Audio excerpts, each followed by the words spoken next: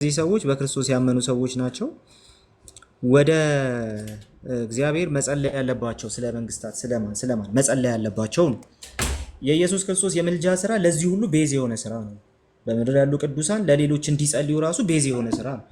እኔም ለወንድሞቼ ለእህቶቼ ጸልያለሁ፣ እኔም ጸልዩልኝ እላለሁ፣ ይጸልዩልኛል አውቃለሁ። ኦኬ። ስለዚህ እግዚአብሔርን አመሰግናለሁ። ስለዚህ ይሄ የሚያሳየን ምንድን ነው? በክርስቶስ የመስቀል ስራ ላይ በተመሰረተ መልኩ በምድር ያሉ ቤተክርስቲያን ያሉ ቅዱሳን አንዳቸው ለአንዳቸው እንደሚጸልዩ ነው ክፍሉ የሚናገረው። ይሄን ስለሆነ ማለት ነው እንዳ መጸለይም እንዳለባቸው ነው የሚናገረው። ይሄ አሁን ኢንቲክሲስ የሚለው ቃል ቀጥታ ስለ ጸሎት የተነገረ ቃል ነው። የመጽሐፍ ቅዱሱን የኢየሱስ ክርስቶስን የምልጃ ጉዳይ ስታይ ኢንቲኻነ የሚለውን ቃል ስትመለከት ግን አንደኛ ሮሜ 8:34 ላይ ነው ያለው፣ ሁለተኛው ደግሞ ዕብራውያን 7:25 ላይ ነው ያለው። ስለዚህ የክርስቶስ የምልጃ ስራ ቀጥታ የሊቀ ክህነት ስራውን የሚያሳይ ነው። ቀጥታ የሊቀ ክህነት ስራውን የሚያሳይ ነው። ኦኬ፣ የሊቀ ክህነት ስራውን ያሳያል። እያነበብን ብንሄድ ጥሩ ስለሆነ ለአንብብልህ ዕብራውያን 7:25 ላይ ማለት ነው። እንደዚህ በማለት ይናገራል። ስለዚህ ስለ እነርሱ እየማለደ ሁልጊዜ በሕይወት ስለሚኖር በእርሱ በኩል ወደ እግዚአብሔር የመጡትን ፈጽሞ ሊያድናቸው ይችላል። ፈጽሞ ከማዳን ጋር በሱ በኩል ወደ እግዚአብሔር ከመግባት ጋር በሱ በኩል ቀጥታ ከእግዚአብሔር ጋር ከመገናኘት ጋር የተገናኘ የሊቀ ክህነት ስራው ጋር የተገናኘ። ይሄ ኢየሱስ ስለመጸለዩ የሚናገር አይደለም ምናምን። ቀጥታ ስለምን እየተናገረ ነው? ስለ መስቀል ስራው ወይም ደግሞ በመስቀል ስራው ስላገኘው ሊቀ ክህነት እየተናገረ ነው። ስለዚህ ስለ እነርሱ እየማለደ ሁልጊዜ ዘወትር በሕይወት ይኖራል። ስለዚህማ በእርሱ በኩል ወደ እግዚአብሔር የሚመጡትን ፈጽሞ ሊያድናቸው ይችላል። ለምን? እሱ ብቸኛው ሊቀ ካህን ነው፣ ዘላለማዊ ሊቀ ካህን። በሱ በኩል ሰዎች ወደ እግዚአብሔር የሚገቡ፣ በማንም በኩል ወደ እግዚአብሔር መቅረብ አንችልም። ክፍሉ የሚናገረው በእርሱ በኩል ወደ እግዚአብሔር መቅረብ ስለምንችልበት አክሰስ ነው። ኦንላይን ባይብል አስቸገረኝ ጋይስ። መጽሐፍ ቅዱስ የያዘ ሰው አለ ከእናንተ መሃል? ገስት ካላችሁት ዛሬ መጽሐፍ ቅዱስ ከፍተን ነው ማውራት ያለብን።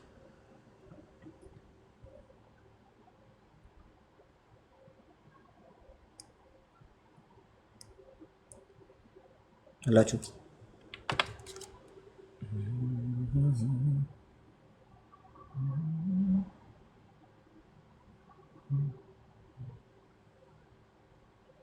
መጽሐፍ ቅዱስ ማሳየት የሚችል የለም። እኔ ቃል ያርኩ ነው ያለኝ ጥራቅን ነው እሱ።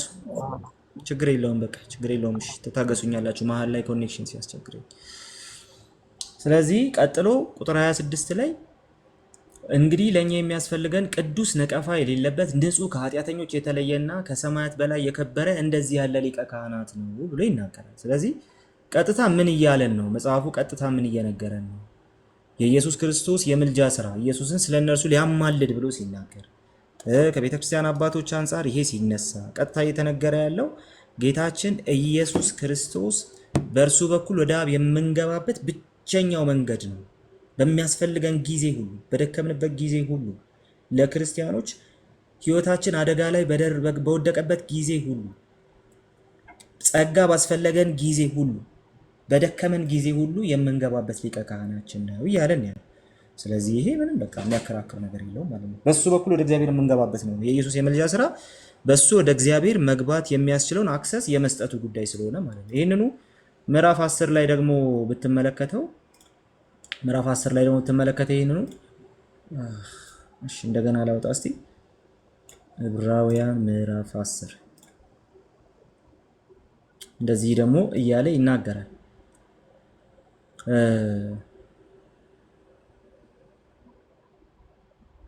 እሺ ቁጥር 19 ላይ ማለት ነው።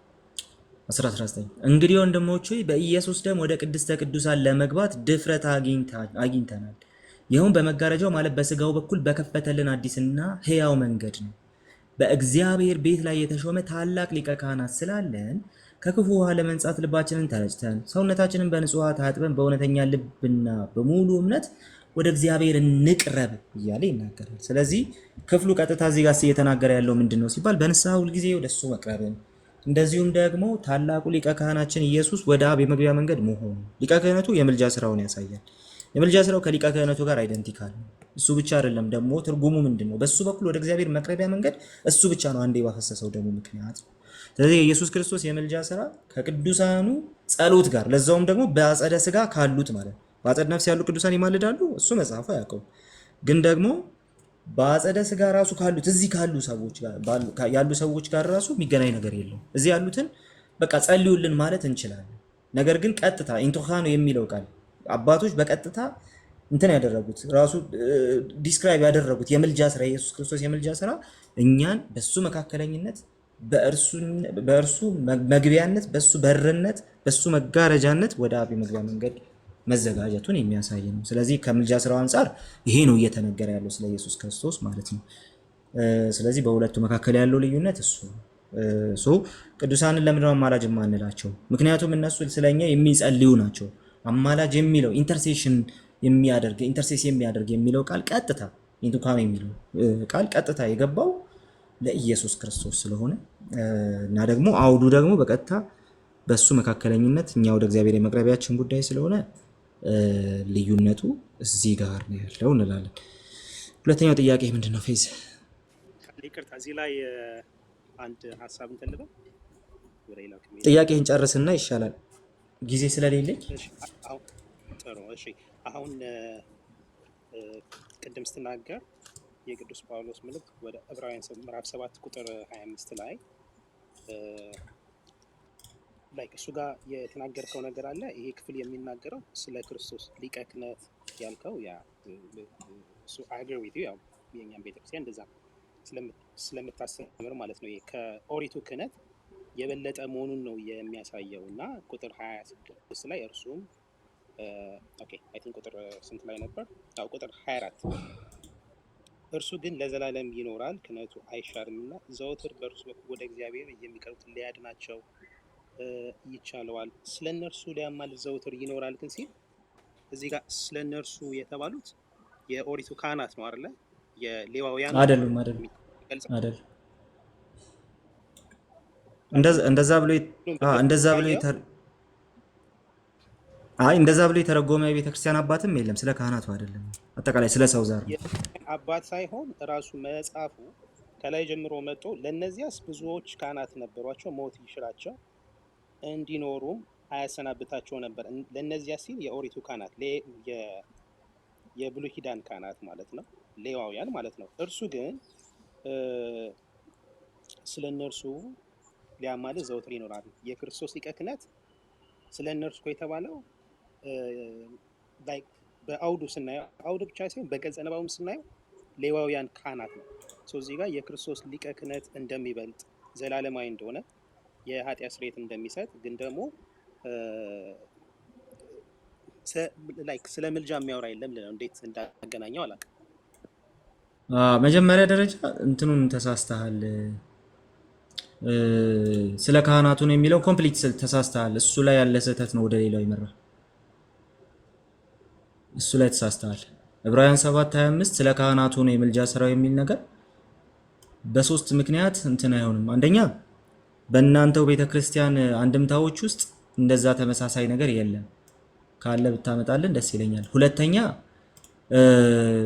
ሊንጉስቲካሊ የማያስኬድህም ራሱ አማርኛውን አሁን በመጣው መንገድ አያስኬድህም። ሶስተኛ እንደዛ ብሎ የተረጎመ አባትም የለም። ስለዚህ በእነዚህ ምክንያቶች እንትን ይላል ሆቴን ካይሶዜኔስቶ ፓንቴስ ዲናቲቱስ ፕሮሴርኮሜኖስ ዲያውቱቶ ቴዎፓንቴ ዞኒስቶ ኢንቲካኔን ሃይፐራውቶም በዚህ መንገድ እንደዚህ ብሎ ያስቀምጠዋልና አሁን ይሄን ኢንቶካኔን የሚለውን ቃል ከምን በኋላ ነው የሚያመጣው መሰለ? ፓንቶቴ ከሚለው ቃል ጋር ነው የሚያመጣው። ይኸውልህ አጠፋብኝ።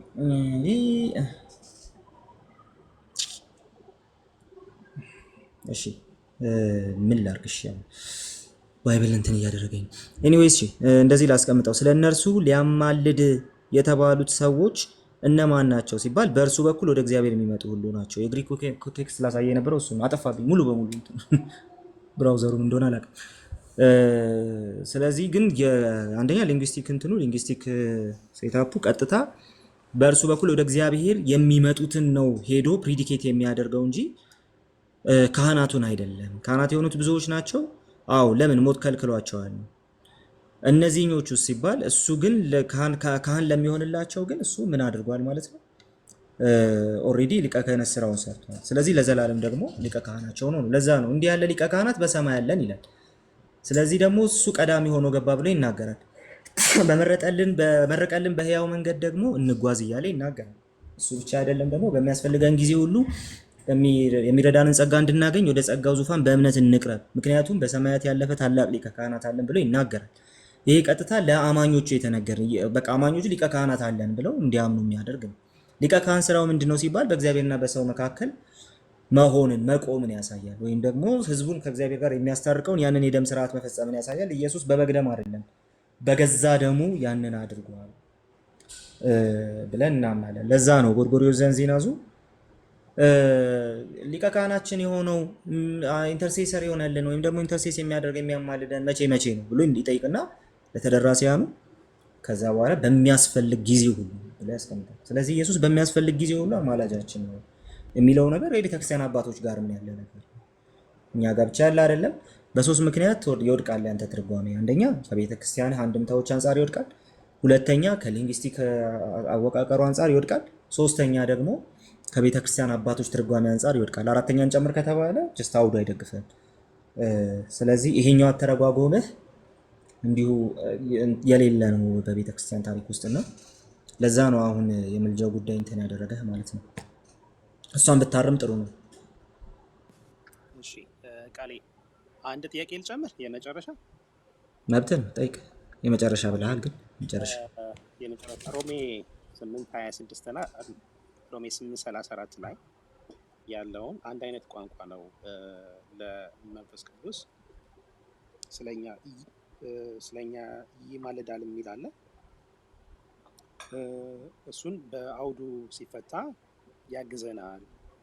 ጰራቅሊጦስ ነው የሚለው በእርግጥ በግሪኩ ያግዘናል። እንደዚህ ብላችሁ ነው የምትፈቱት?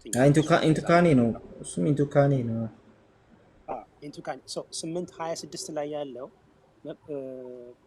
መንፈስ ቅዱስ ስለኛ ይማልድናል የሚለውን እና 8:34 ላይ ስለኛ የሚማልደው እንዴት ነው የምታየው ነው? ወይ 8:34 ላይ ያለውን ማየው ከክርስቶስ የመስቀል ስራ አንጻር እና ሰዎች ሁሉ በክርስቶስ በኩል ወደ እግዚአብሔር ከመግባታቸው አንጻር ነው። ስለዚህ አሁንም ባይዘዌ አሁንም የምልጃ ስራው ከእገዛ ጋር ነው እዚህኛው 8:34 ላይ የሚመጣው፣ ግን እገዛው ፎርሙ ይለያል። በውስጣችን ሆኖ እንድንጸልይ ወደ እግዚአብሔር እንድንጮህ የመርዳት የማገዝ ጉዳይ አይደለም እዛ ጋር የሚነሳው ማለት ነው። እዛ ጋር የሚነሳው በመንፈስ ቅዱስ ኃይል ወደ እግዚአብሔር የምንቀርበው እኛ ሰዎች በክርስቶስ በኩል ከእግዚአብሔር ጋር የመታረቅ አክሰስ እንዳለን ነው የሚያሳየው። ስለዚህ አሁን እንትን ያደርገናል ይማልዳል የሚለው ስለኛ የሚማልደው የሚለው ሐሳብ የሚያያዘው በዛ መንገድ ነው ማለት ክርስቶስ አማላጃችን ነው ስንል ዕለት ዕለት በሱ በኩል ቅድም ዕብራውያን ላይ እንዳየ ነው ማለት ነው። የዕብራውያኑ ጸሐፊም የጳውሎስም የሮሜ መልእክቱም ተመሳሳይ ኢሹ ስለሆነ ማለት ነው። ስለዚህ ስለ እነርሱ ሊያማልድ ዘወትር በሕይወት ይኖራል እንዳለው በአብ ቀኝ ያለው ደግሞ ስለኛ የሚማልደው ብሎ መጽሐፍ ቅዱስ የሚነግረን በቀጥታ በክርስቶስ የመስቀል ስራ አሁንም ሰዎች ከእግዚአብሔር ጋር እየታረቁ የመኖራቸውን ጉዳይ ስለሆነ የማገዙ ጉዳይ በቀጥታ ከምን ጋር ይገናኛል? ከኢንካርኔሽን ጋር ይገናኛል፣ ከክርስቶስ ስጋዊ ጋር ይገናኛል። እንደዚሁም ዕለት ዕለት በሱ በኩል ወደ እግዚአብሔር ከመምጣት ጋር ይገናኛል። የመንፈስ ቅዱስ ደግሞ መንፈስ ቅዱስ በውስጣችን ሆኖ ከሚሰራው እኛን ከእግዚአብሔር ጋር የማገናኘት ስራ ጋር ይገናኛል ማለት ነው። ልዩነቱ እዚህ ጋር ነው ያለው ማለት ነው። እዚህ ጋር ለምሳሌ ስለኛ የሚፈርደው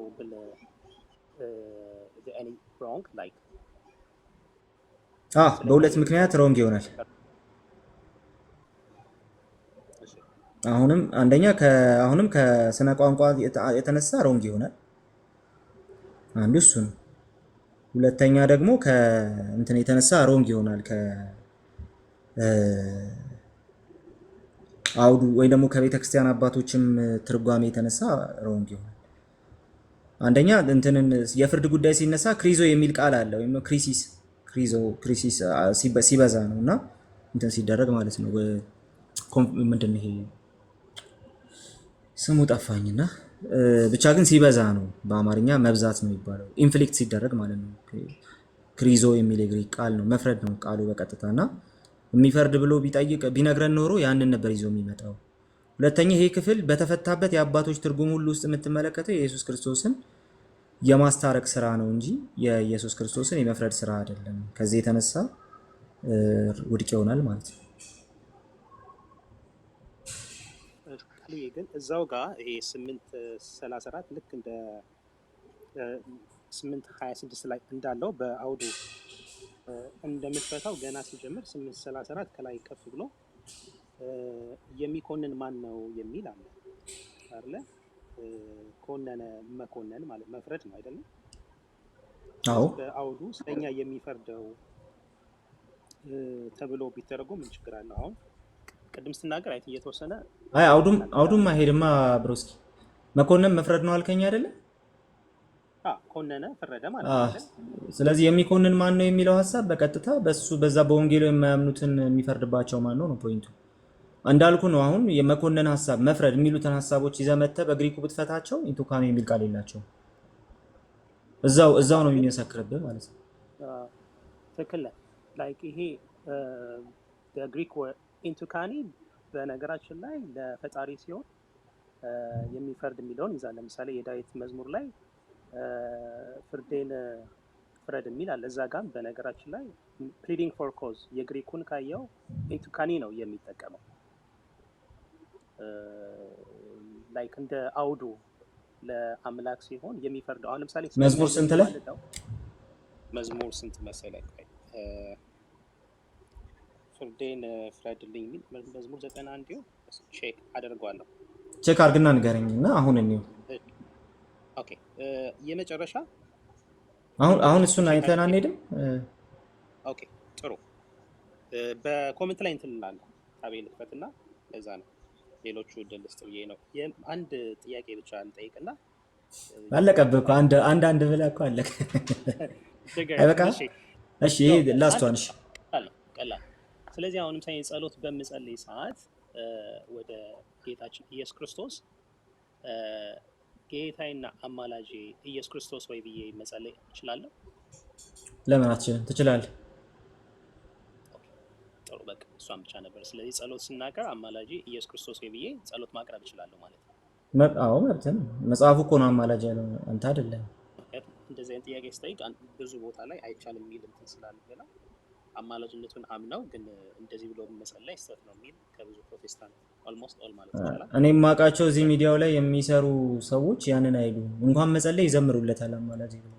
በዋናነት ደግሞ ትምህርቱ ምንድን ነው የሚለውን የሚያውቁ እዚሁ ፖለቲክሱ ላይ የሚሰሩ ክርስቲያኖች እሱን አይሉም። በእርግጠኝነት ያሉ ሰዎች ካሉ ግን እንድንነጋገርበት ብታመጣቸውም አሪፍ ነው፣ ደስ ይለናል። ኦኬ አይ በቃ ጥሩ። እኔ ያንተን መረዳት ለማወቅ ነው። ያው ክርክር ወይ ዲቤት አይደለም ሰው ብዙም ጊዜ ግን ይሄ ኢንቱካኒ የሚለው የዳዊት መዝሙር ላይ ያለውን ኮሜንት ላይ አስቀምጥልሃለሁ። አስቀምጠውና እናየዋለን። ችግር የለውም። እርግጠኛ ስለሆንኩ ነው። ሳልም 35 ነው መሰለኝ። ሳልም 35 ከፍታል። እሺ መዝሙር 35 ቁጥሩን ቆይ አንዴ እሺ ላውጣ። ቆይ ጋይስ መጽሐፍ ቅዱስ ማውጣት የሚችል የለም ከመሃላችሁ?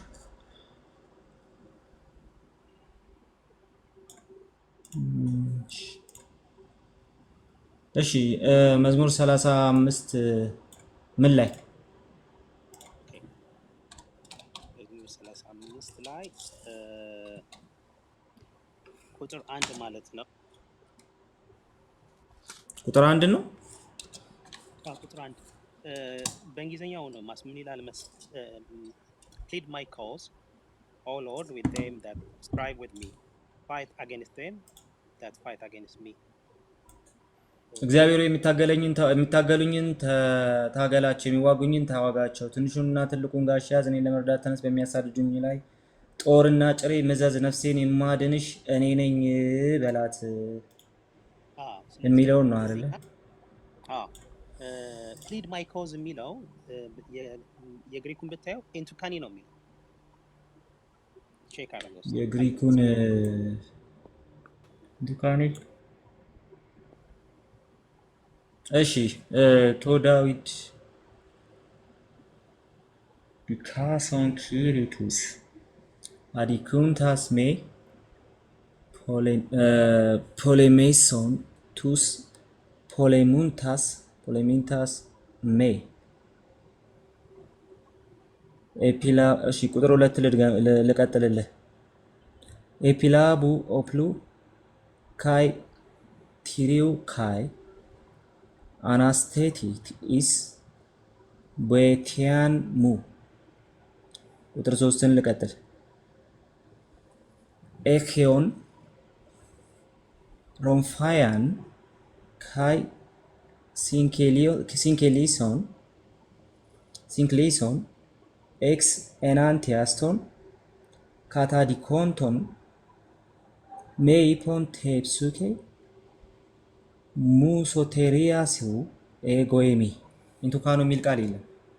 ኦኬ እዚህ ላይ አይደለም በቃ በእንትን ላይ አስቀምጥላለን በኮሜንት ላይ ፕሊድ ማይኮዝ የሚለው እንግሊዘኛው ትክክል ነው ፕሊድ ማይኮዝ ነው ግን እዛ ላይ ሲያስቀምጥ እንደዚህ ነው ኪሪቱስ አዲኩን ታስሜ ፖሌሜሶን ይሄ አሁን ያስቀመጥከው ማለት ነው ፕሊድ የሚለው ማለት ፖሌሜሶን ቱስ ፖሌሜን ታስሜ ስለዚህ ቀጥታ ፖሌሜሶን የሚለውን ቃል ነው የሚጠቀመው ኢንቱካኖ አይደለም ፕሊድ ማይኮዝ የሚለው ግን አሁን ሮሜ 8:34 who condemned አይደለም የሚለው ከሱ ጋር የሚገናኝ ነው አይደል pleading for a cause ብሮስኪ እሱን እንትን አያደርግም ነው ኢንቱካኖ የሚለውን ቃል አይይዝም ነው በዋናነት እዚህ የመጣው እሱ ስለሆነ ጊዜ አለች ግን ሌላ ቀን እስቲ በደንብ አይተኸውና እዚህ ጋር ግን እንትን የሚለው ነው ዝም ብሎ ፖሌሜሶን የሚለውን ቃል ነው የተጠቀመው ስለዚህ ለወደፊት እሷን አጥንታት ነሽ እሺ ብሮስኪ ባይ ሌላ ሰው አለ እና አንድ በጽሁፍ የደረሰኝ ነገር አለ ይሄ ነገር ግራ አጋብቶናል የሚል ነገር በጽሁፍ ደርሶኛል እዚህ ጥያቄውን በጽሁፍ ለአንዲት አይቻታል ለአንዲት እህት በጽሁፍ የሰጣችሁ ሰዎች ካላችሁ የሰጣችኋት ሰዎች ካላችሁ ለመሲ የሰጣችሁ ሰዎች ካላችሁ ኑ ግቡ ካለበለዚያ ግን ያው አጋፔ ያለ ሪከርድ ተደርጎ በጽሁፍ ለተጠየቀ ጥያቄ የተሰጠ መልስ ይደርሳችኋል ማለት ነው አፍተር ኦል ግን ከጠየቃችሁ መምጣት አለባችሁ ብዬ አምናለሁ ማራናት አለሽ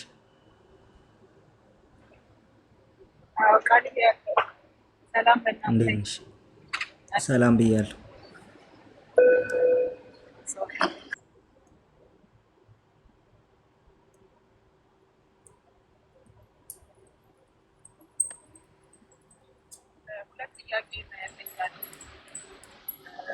እሺ አንደኛው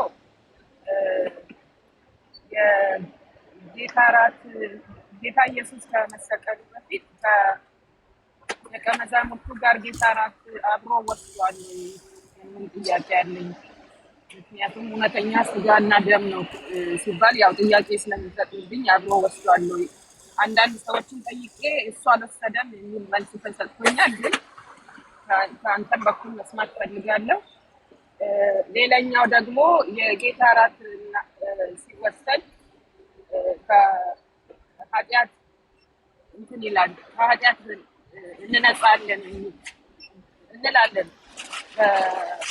በሁሉም ሳይድ ማለት ነው ከኃጢአት እንነጻለን ሲባል እኛ ግን በቸርቻችን ወይም ደግሞ በቤተክርስቲያናችን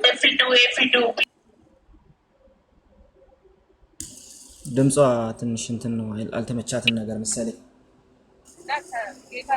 ጌታ እራት ስንወስድ እንትን ማለት ያው ከኃጢአት ጋር ተያይዞ ከሰዎች ጋር ቅራኔ ያላችሁ እንደገና ደግሞ ለዚህ ጌታ እራትን ለመውሰድ ያልተገባችሁ አትውሰዱ ይባላል በተለምዶ ይሁን መጽሐፍ ቅዱሳዊ ሆኖ ይሁን አላውቅምና ከዚህ ጋር ተያይዞ እንዴት ነው የጌታ እራት ከኃጢአት የሚያነጻው ማለት እንደዛ አይነት ጥያቄ አለኝ ወይም ደግሞ ሁሉም ሰው መውሰድ አለበት በቃ የተጠመቀ ሁሉም ሰው መውሰድ አለበት ይሄ ነው ጥያቄ ግልጽ ካልሆነ ደግማለሁ እሺ አይ ግልጽ ነው የምዘለው ነገር ካለ ታርሚኛለሽ አንደኛው የጌታ እራት አብሮ ወስዷል የጌታ ኢየሱስ ከሆነ በኮሚኒየን ደረጃማ አብሮ ወስዷል ለምን አልወሰደም አሁን ይለወጣል ምናምን የሚሉ ሰዎች እሱን ለማለት የሚቸገሩ ይመስለኛል።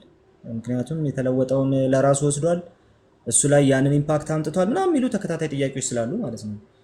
ጌታ ኢየሱስ ክርስቶስ ራሱ ኢስታብሊሽ ካደረገው አብሯቸው ነው የወሰደው። ያንን አብሯቸው ነው ያደረገው። ስርዓቱን ኢስታብሊሽ ያደረገው አብሯቸው ወስዶ ነው ኢየሱስ ክርስቶስ።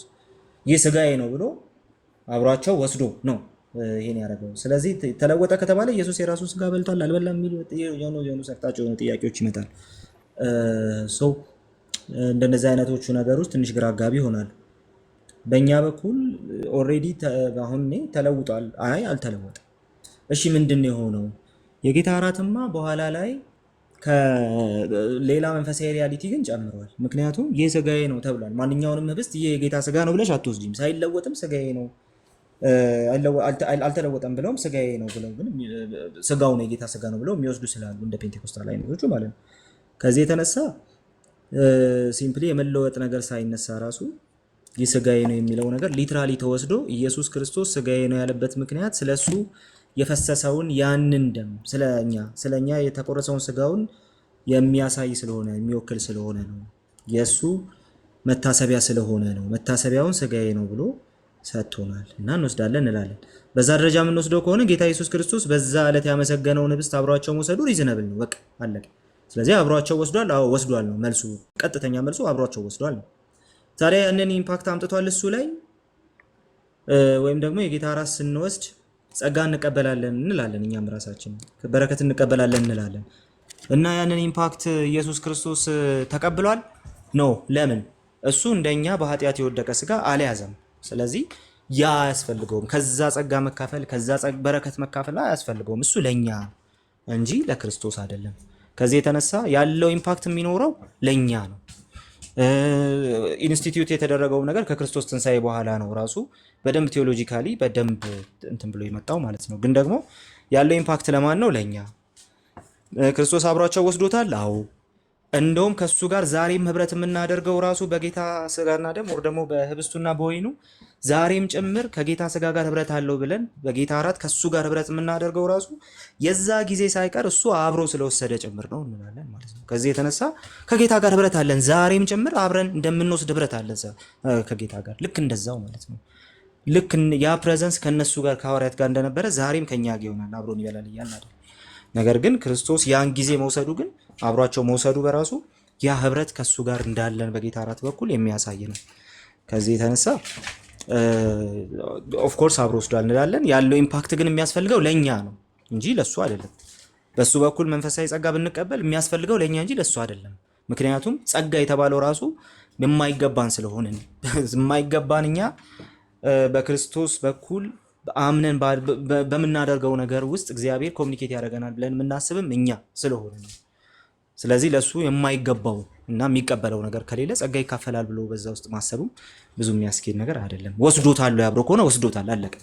ተለውጧል ብለው ለሚያስቡ ሰዎች ግን በኋላ ሲያብራሩት ያው ትንሽ እሱ ነገር ላይ ክርክር ይፈጥራል ማለት ነው። ማራናታ ይሄ ግልጽ ከሆነ ወደሚቀጥለው ልሂድ። ይሄኛው ግልጽ ነው ወይስ እዚህ ላይ ጥያቄ አለሽ? በጣም ግልጽ ነው ጋር የተባረከ። እሺ ወደ ሁለተኛው ልሂድና አስታውሽኝ በደምብ ጥያቄውን አሁንም እንትን እንዳላረገ ሚስ እንዳላረገ። እሺ ሁለተኛው ጥያቄ ያው ያ እንግዲህ የለመድነው ወይም ደግሞ ስናድግ የምናውቀው ጌታ ራስ ሲወሰድ አንዳንድ ሰዎች አይወስዱም፣ እንደዚህ እንደውም ይለፈኝም ይላሉ። ምክንያቱም ውስጣቸው ያለው ችግር ስላለ ማለት ነው። እና እንዲሁም ደግሞ ማሳሰቢያም ሲሰጥ ከሳምንት በፊት ራሳችሁን አዲሳችሁ ንስሐ ገብታችሁ ምናምን ይባላል እና የጌታን እራት ደግሞ ከኃጢአት ለመንጻት ጸጋ ለመቀበል ነው እንላለን። እና ከሆነ እንደዚህ ማለቱ ለምን አስፈለገ? አንድ የዳነ ሰው የተጠመቀ ሰው ለምን አይወስድም? በቃ ችግር ካለበት ድካም ካለበት ከድካሙ ለመንጻት ከሆነ የሚወስደው ለምን ይለፈኝ ይላል። እንደገና ስለምን ንስሐ ገብተና ከሰዎች ጋር ቅራኔ ካለ አትውሰድም ይባላል እና ለምን እንደዛ ይሆናል? ይሄ የጌታ እራት ላይ ካሉ ከተሳሳቱ አመለካከቶች መካከል አንዱ ነው። ያው መጽሐፍ ቅዱስ ሳይገባው ይህንን ህብስት የሚወስድ ብሎ ስለሚናገር የጌታን ስጋና ደም አይለይምና ምናምን ብሎ ስለሚናገር የጌታ ስጋና ደም ዕዳ አለበት ምናምን ብሎ ስለሚናገር ያ ነገር ነው ሰዎችን የሚይዛቸው ማለት ነው። እና ግን የተሳሳተ ምልከታ ነው። ከሰው ጋር የተጣላችሁ ቆዩ አትውሰዱ ምናምን ሳይሆን መባል ያለበት በቀጥታ ሰው እናንተ ሰዎች ንስሐ እየገባችሁ ውሰዱ ነው መባል ያለበት። ያው እኔ ኤምኬሲ ነኝና ኤምኬሲ እንደምትለው ልበል። ኤምኬሲ በጌታ እራት ጊዜ ከእግዚአብሔር የኃጢአታችንን ይቅርታ እንቀበላለን ትላለች። ለምን ሲባል በዛ ሴሌብሬሽን ውስጥ የጌታን ስጋና ደም እያሰብን ኃጢአትን ከመናዘዝ በኃጢአታችን በእግዚአብሔር ፊት ከመውደቅ በላይ እንደውም ምንም አይነት ጸጋ አይገኝም። በእግዚአብሔር ፊት እንድንወድቅበት እንደውም የሚያስችል ትልቅ ኢቨንት ነው እግዚአብሔር በዛ ውስጥ የፈቀደልን ከአካሉ ጋር ዩናይት የምንሆንበት ትላለች። ስለዚህ ከእንትን አንጻር ከምንድን ነው ወደ ጌታ እራት ከመቅረብ አንጻር ሰው ራሱን አዘጋጅቶ መጠበቅ አለበት። ቤተክርስቲያን ይሄንን አሁን እኛ ጋር አስቀድማ ነው የምትናገረው። የጌታ እራት በዚህ ቀን ስለሆነ አንድ ሳምንት ሁለት ሳምንት ቀድሞ ማለት ነው። ስለዚህ ሁላችሁም ተዘጋጁ ይባላል።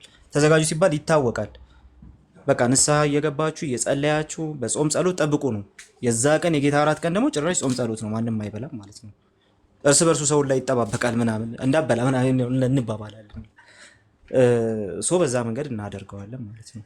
ያን የምናደርግበት ምክንያት ከእግዚአብሔር ፊት ቀርበን የምንቀበለው ጸጋ አለ ብለን ስለምናምን ነው። ስለዚህ ሰው በመንፈሳዊ ሕይወቱ ሲደክም ራሱ ሞቅ ሞቅ ባሉ ሙዚቃዎች ምናምን በታጀበ መዝሙር አይደለም መንፈሳዊ ሕይወቱን ሊያነቃቃ የሚገባው፣ በትህትና ወደ ጌታ እራት በመቅረብ ነው ብላ ታስተምራለች ኤምኬሲ። ስለዚህ ኢቭን መንፈሳዊ ሕይወታችንን ሊያነቃቃ የሚችል ጸጋ በዛ ውስጥ አለ ነው ፖይንቱ። እንደገና ሪቫይቭ እንድናደርግ የሚያደርገን ጸጋ እዛ ውስጥ አለ ትላለች። ስለዚህ እንግዲህ ይሄ ሁሉ ካለ ምንድን ነው ማለት ነው? ሰው በድካም ውስጥ ሆኖ መጥቶ ሊወስድ ይገባል። ግን በምን አይነት በትክክለኛው ልብ የተጣላ አለ፣ ቂም የተያያዘ አለ፣ የተደባበረ አለ ምናምን፣ አዎ በንስሐ ይቅረብ። አንደኛ እነሱን ይቅርታ ይጠይቅ ያስቀየማቸውን ሰዎች፣ ክርስቶስ ይህን ስላዘዘ ማለት ነው። ሁለተኛ ነገር ደግሞ በንስሐ ቀርቦ ወደ ጌታ እራት ይቅረብ፣ ይውሰድ። በቃ አለ። ይሄ ጀስት የቤተ ክርስቲያን እንትን መሆን አለበት ፕሪንሲፕል። መጽሐፍ ቅዱስም አያዘንም ደካማ በህይወት አይሆናችሁ ምናምን አትቅረቡ አይልም። ነገር ግን በማይገባ መንገድ ግን አትውሰዱት። አንወርዚ በሆነ ማነር ሳይገባው የሚለው እሱን ነው።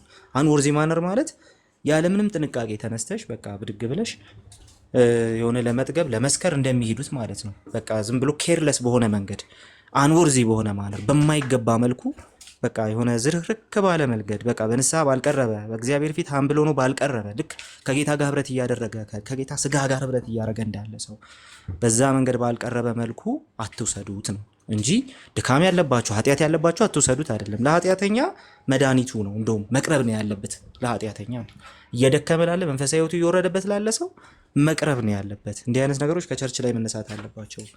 በቃ ደካማ ሆናችኋል በህይወታችሁ ኑ ወደ ጌታ እራት ቅረቡ ነው መባል ያለባቸው። ኤምኬሲ ኦፊሻሊ ያንን ትላለች። ግን አንዳንድ ጊዜ ባለማወቅ እንደዚህ ያደረጋችሁ ምናምን አትውሰዱ ምናምን ይባላል። ወይ በድፍረት አትውሰዱ በንስሐ ነው መባል አለበት፣ ኳሊፋይ መደረግ አለበት። ካለዛ እኔ ከእህቴ ጋር ተደባብሬያለሁ ዛሬ አልወስድም ምናምን ይመጣል። ትላንትና እኮ የሆነ በደል በድያለሁ አልወስድም ይመጣል። ያ እንዳይሆን በቃ በንስሐ ሰው እንዲቀርብ አስቀድማ ኤክሶርት ማድረግ አለባት፣ ማበረታታት መቻል አለባት ቤተክርስቲያን። አሁን ያልሽው ትንሽ የተሳሳተ ሀሳብ ነው። ቤተክርስቲያኖች ላይ አንዳንድ ቦታ እንደሚባል አውቃለሁ። አይባልም እንደዛ። በቃ ደክማችኋል፣ አዎ ኑ ቅረቡና ውሰዱ፣ ኑ ቅረቡ በንስሐ እየተባለ ነው መደረግ ያለበት። ማራናታ ግልጽ ነው።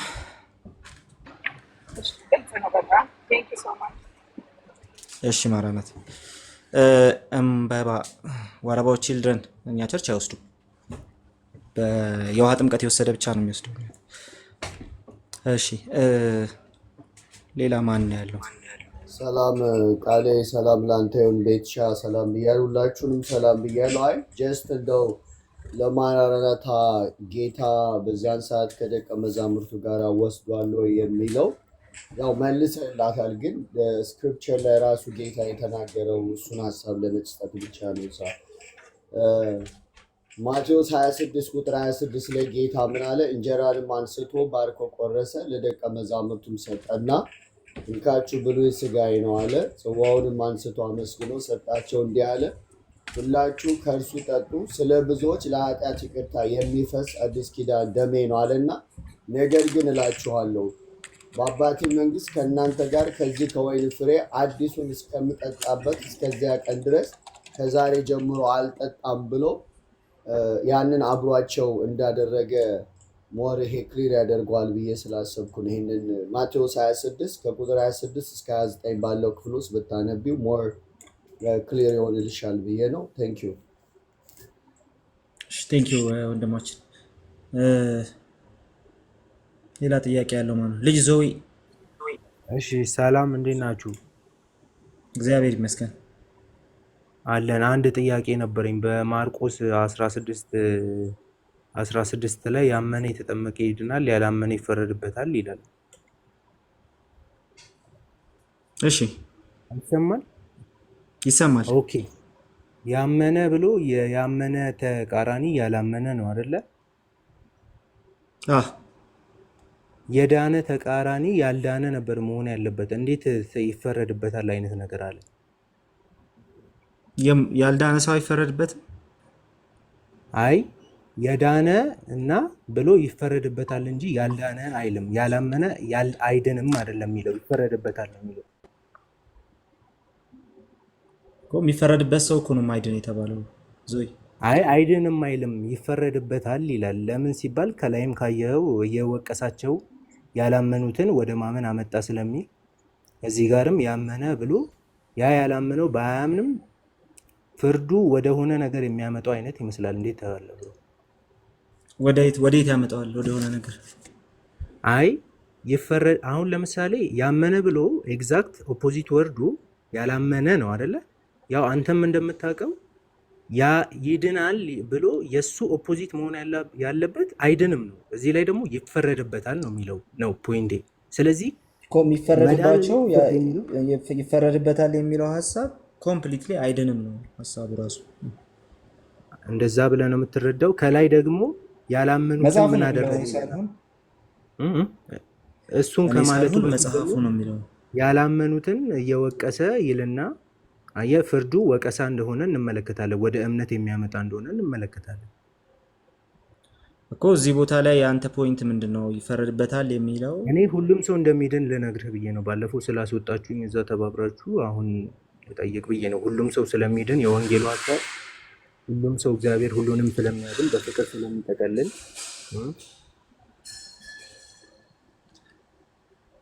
እሺ ልጅ ዞይ ወይ ቃሌ ነው ስምህ? ኦኬ አንዴ ላውርድ። ትዝ አለኝ የት እንዳየው ከዚህ በፊት። እሺ ያው ሁሌም እንዳወረዳችሁኝ። እሺ ውረድ። እሺ ቴንኪው፣ አመሰግናለሁ። ጸጋና ሰላም ይብዛላችሁ። ቴንኪው። እናም እናመሰግናለን። ሜን ጥያቄ በቀን እየወረድክ ማነህ? ኧረ አውርዱኝ እንጂ እንዴ። እሺ ቆይ ሚዩት አድርገህ ተቀመጥ ልጅቷ እስክትመለስ ድረስ። ሌላ ቀን አሁን ጥያቄና መልስ ነው እንጂ ዲቤት አይደለም። እና ሌላ ቀን ሌላ ሰው ደግሞ ማን ያለው? ሆሲ ያለሽ?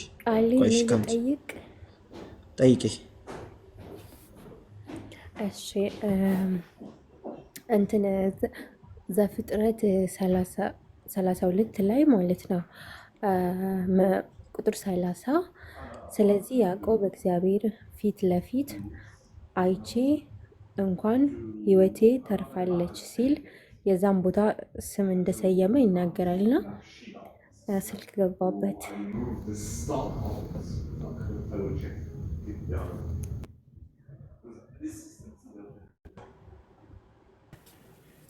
እየሰማሁሽ ነው። እሺ ይሰማኛል።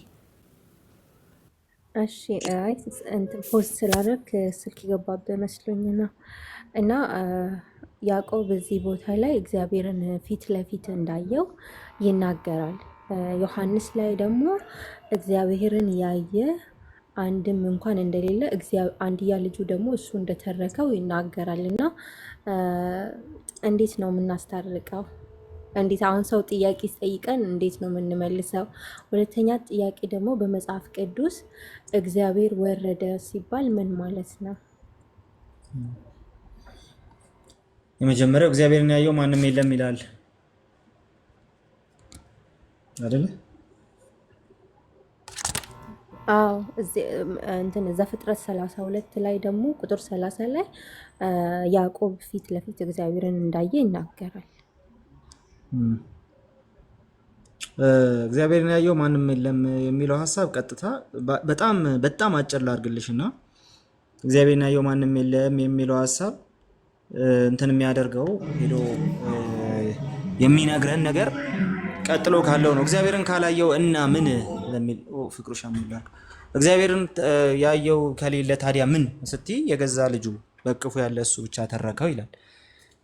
ስለዚህ ኢየሱስ የተረከው ትረካ ምንድነው ነው? እግዚአብሔርን ያዕቆብ አየ የተባለው ሲምፕሊ እግዚአብሔርን ፊት ለፊት አይቶ ማንም የሚድን የለም እግዚአብሔር ራሱ እንደተናገረውና የእግዚአብሔርን ሲምቦሊክ መገለጥ ነው እሱ ያየው። እግዚአብሔርን አየው ሲል ያን እያለ ነው። እኛ ቴዎፋኒ ብለን እንጠራዋለን። ሰውነቴ ድና ቀረች ያለበት ቦታ ማለት ነው።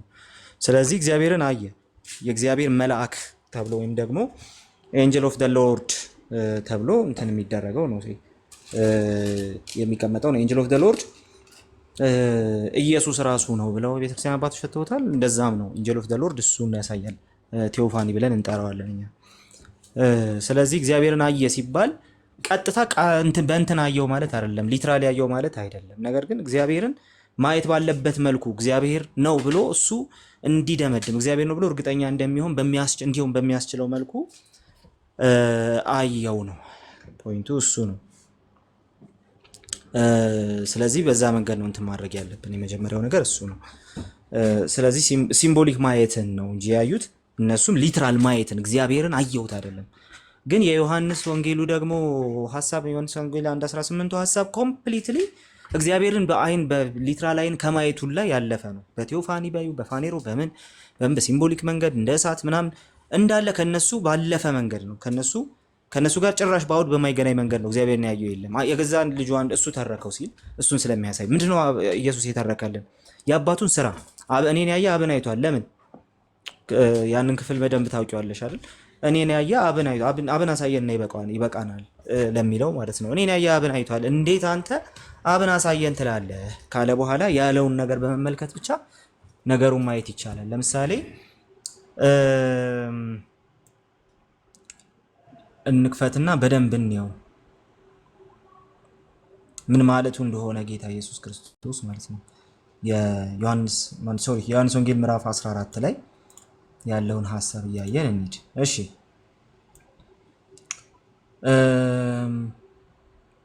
ፊልጶስም ቁጥር 8 ላይ ጌታ ሆይ አብን አሳየንና ይበቃናል አለው። ኢየሱስም እንዲህ አለው፣ አንተ ፊልጶስ ይህን ያህል ጊዜ ከእናንተ ጋር ስኖር አታውቀኝምን? እኔን ያየ አብን አይቷል፣ እንዴትስ አብን አሳየን ትላለህ? እኔ በአብ እንዳለው አብን በእኔ እንዳለ አታምንምን? የምነግራችሁ ቃል ሉክ አብን የተረከልን እንዲህ ነው። የምነግራችሁ ቃል ከራሴ አይደለም። ኢየሱስ የተናገረው የእግዚአብሔር መንግስት ነገር በሙሉ አብን መተረክ ይባላል። በቃ እግዚአብሔርን በዚህ መንገድ አይተን አናቅም። ማናችንም እግዚአብሔርን ተረድተን አናቅም። ኢየሱስ በተረከው መልኩ ከዚህ በፊት ማናችንም ተረድተን አናቅም። ነገር ግን ስራውን የሚሰራው በእኔ የሚኖረው አብ ነው። ስራው ራሱ ምን ያሳያል? አብ በእኔ እንደሚኖር ያሳያል። እኔን ያየ አብን አይቷል ስል ይህን እያልኩ ነው። አብን ያየ ምን አይነት ነው ሲባል ኢየሱስ የተናገረውን ነገር ሪሊ የተቀበለ ሰው ነው። አንድ ሁለተኛ ነገር ኢየሱስ ሲሰራ ያየውን ነገር በሙሉ ያመነ ሰው ነው። እኔ በአብ እንዳለው አብን በእኔ እንዳለ ስነግራችሁ እመኑኝ አለ። ይሁን እየነገርኳችሁ። ሌላው ቢቀር ስለ ድንቅ ስራዎቹ እንኳ እመኑ። ሌላው ቢቀር ስለ ድንቅ ስራዎቹ እንኳ እመኑ። ስለዚህ ኢየሱስ ክርስቶስ ሲያደርግ ያያችሁት ነገር ያየነው ነገር ኦኬ፣ ኢየሱስ ክርስቶስ የተናገረው ነገር አብን ቀጥታ የመተረክ ጉዳይ ነው። እግዚአብሔርን ያየ ማንም የለም ሲባል ኢየሱስ አባቱን በተረከበት መልኩ ከዚህ በፊት ማናችንም አናውቀው። ማንም ሰው በሊትራል ላይንም ታይቶ አያውቅም። እግዚአብሔር ፊት ለፊት በሊትራል ላይን ታይቶ አያውቅም። እነ ያዕቆብ እግዚአብሔርን አየን ያሉት ሰዎች ራሱ ኢየሱስ አብን በተረከው መልኩ በጭራሽ አብን አይተውት አያውቁም። እኛ ግን አብን አይተነዋል እንላለን። ለምን? ዮሐንስ ወንጌልን ስናነብ፣ ማቴዎስ ወንጌል፣ ሉቃስ ወንጌልን ስናነብ ኢየሱስ አባቱን ይተርካል። ስለዚህ አብን ኮምፕሊትሊ አየ ነው ማለት ነው። በኢየሱስ ስራ እስከ ትንሣኤ ድረስ ባለው ስራው አብን አየ ነው፣ አብን አወቅ ነው፣ አብን ተረዳ ነው እንላለን ማለት ነው። ከቶንም ቢሆን እግዚአብሔርን ያየው አንድስ እንኳ የለም ብሎ ሲናገር እግዚአብሔርን በዚህ መንገድ ተረድተን አናቅም። ልጁ እስኪተርከው ድረስ ያየው በትክክል ያየው ልጁ ተረከውና በልጁ በኩል አብን ማየት ሆነልን። ይሄው እኔን ያየ አብን አይቷል አለ ኢየሱስ እንላለን። ስለዚህ እነዚህን ነጥቦች ያዥ። አንደኛ እነ ሙሴን ፊት ለፊት አናግረዋለሁ እግዚአብሔር ብሏል አይደለ? እግዚአብሔር ፊት ለፊት አናግረዋለሁ ያለለት ነብይ ነው። ያዕቆብ፣ አጋር እግዚአብሔርን አየን ብለዋል። አየን ሲሉ ግን እነሱ እግዚአብሔር ነው ብለው እርግጠኛ እንዲሆኑ በሚያስችላቸው መንገድ ፋኔሮ በተባለ ወይም ደግሞ በቴዎፋኒ አዩት እንጂ ሲምቦሊካሊ እግዚአብሔር ነው ባሉት መንገድ አዩት እንጂ እግዚአብሔርን ሊትራሊ አላዩትም። ሊትራሊ እግዚአብሔርን አላዩትም። አምላክ የሚታይ አይደለም ሲጀምር ማቴሪያል አይደለምና ማለት ነው። ስለዚህ አየን ያሉት ያንን ለነሱ አይምሮ እግዚአብሔር የገለጠላቸውን ነገር ነው እንጂ ራሱን እግዚአብሔር በሊትራ ላይ አላዩትም። ስለዚህ ዮሐንስ እዛ ጋር ልክ ነው ማለት ነው። እግዚአብሔር ናየው ከቶ ማንም የለም። ቀጥሎስ እኛ ግን አይተነዋል እንላለን። አሁንም ግን በሊትራ ላይ ናችን አብ ይኸውና አይደለም የምንለው። ምንድነው የምንለው? ኢየሱስን አይተን ኢየሱስን ሰምተን ኢየሱስ የተናገረውን የሰራውን ሁሉ ተመልክተን እሱን ባመንን ጊዜ አብን አየን እንላለን። ኢየሱስን ያየ አብን አይቷል ስለሚል ቃሉ ማለት ነው። ስለዚህ እኛም የምናየው ልጁ በተረከው መልኩ ነው፣ በዚህ መልኩ ማለት ነው። ስለዚህ ሆሲ ምናልባት ግልጽ ያለው ነገር ካለ እንትን አድርጊ። እሺ ቃል ጸጋ ይብዛል። የሁለተኛውን መልስልኝ ገብቶኛል። እሺ ሁለተኛው ምን ነበር? ያው እግዚአብሔር በቦታ የሚወሰን አይደለምና እግዚአብሔር በመጽሐፍ ቅዱስ ወረደ ሲባል ፍቺው ምንድነው? ያ ወረደ። እስቲ ጥቅስ እንያርል። የትኛውን ጥቅስ ነው እየጠየቅሽኝ ያለው? ጥቅስ እያየን ቢሆን አሪፍ ነው ወይስ አንድ ነው ልጥቀስም? ችግር የለውም ጥቀስ አንተ። በተራራው ላይ እግዚአብሔር ወረደበትና ተራራው ተንቀጠቀጠ ለምሳሌ